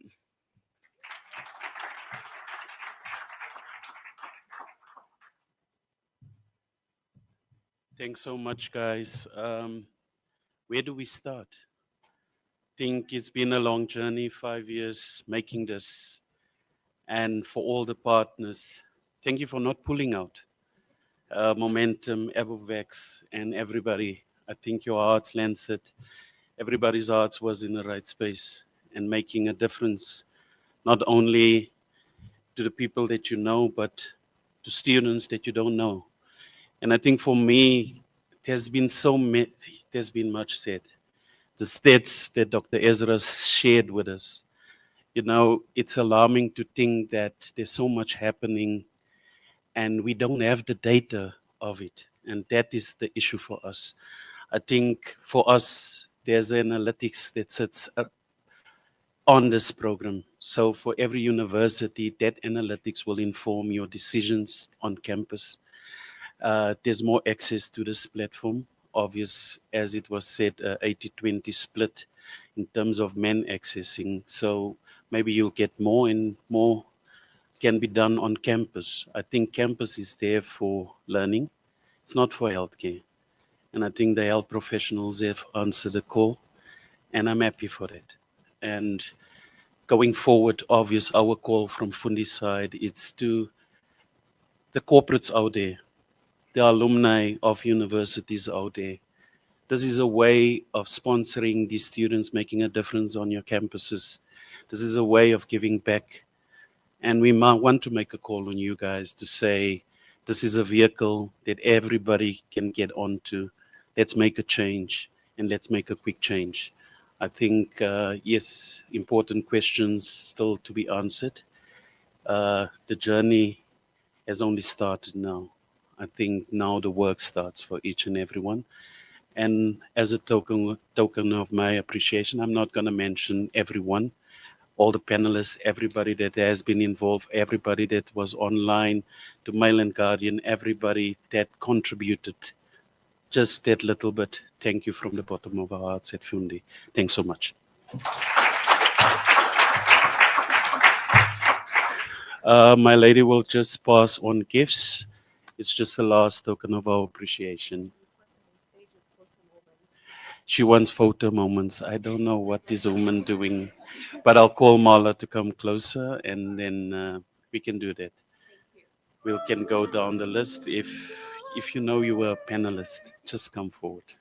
That's the easiest way in getting everybody quick. I think it's been a long day.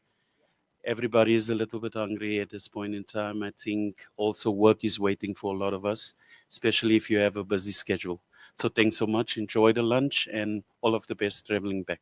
Thank you.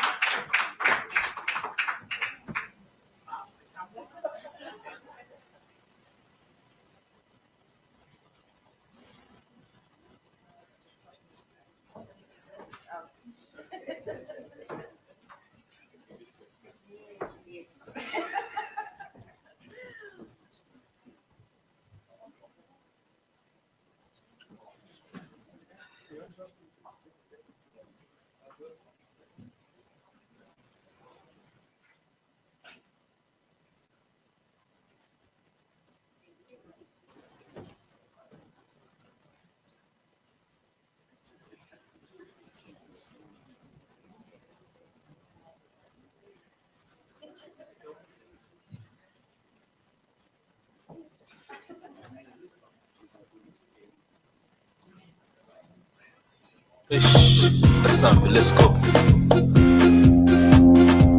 Assemble, let's go. Assemble, let's go. Assemble. Fundis. Assemble, let's go. Assemble. Success is calling. Assemble, let's go. Assemble. No more and be more. Assemble, let's go. Assemble, let's go. Assemble, let's go. Success is calling. Let's go. Let's go. Education, let's go. Let's go. Let's go. Let's go. Education, let's go. Let's go. Let's go. Education,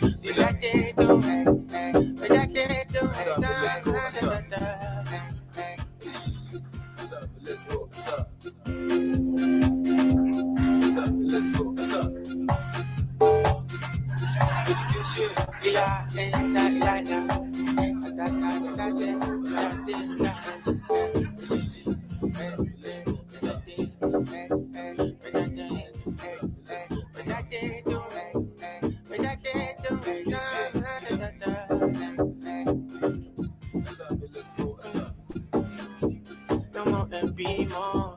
Success is your reward. Work hard and work. We won't be killing the music permanently, but that's how we come to the end of our program. Thank you so much, everyone, for being here today and sharing your thoughts, insights, asking those questions as well. And hopefully when we gather again this time, Fundi Health will have grown leaps and bounds. Please don't leave immediately. Lunch is being served outside.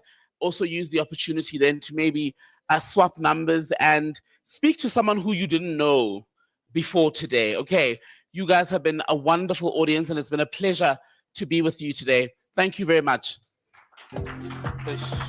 Assemble, let's go. Assemble, let's go. Assemble, let's go.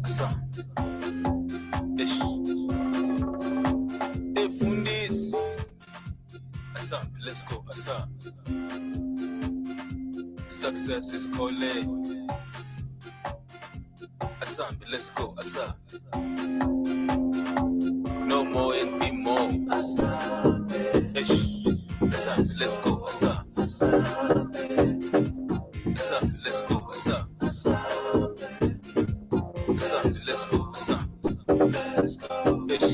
Success is calling. Let's go.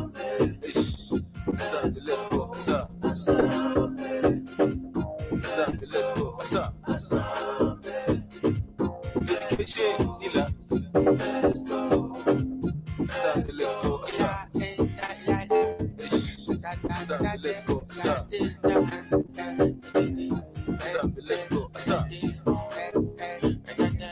Education,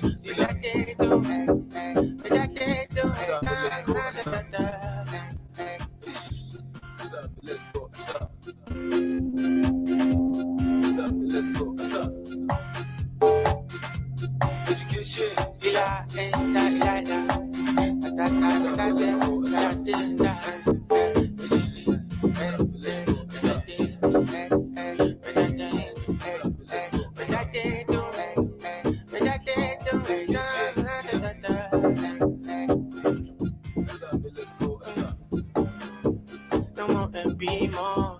Success is your reward.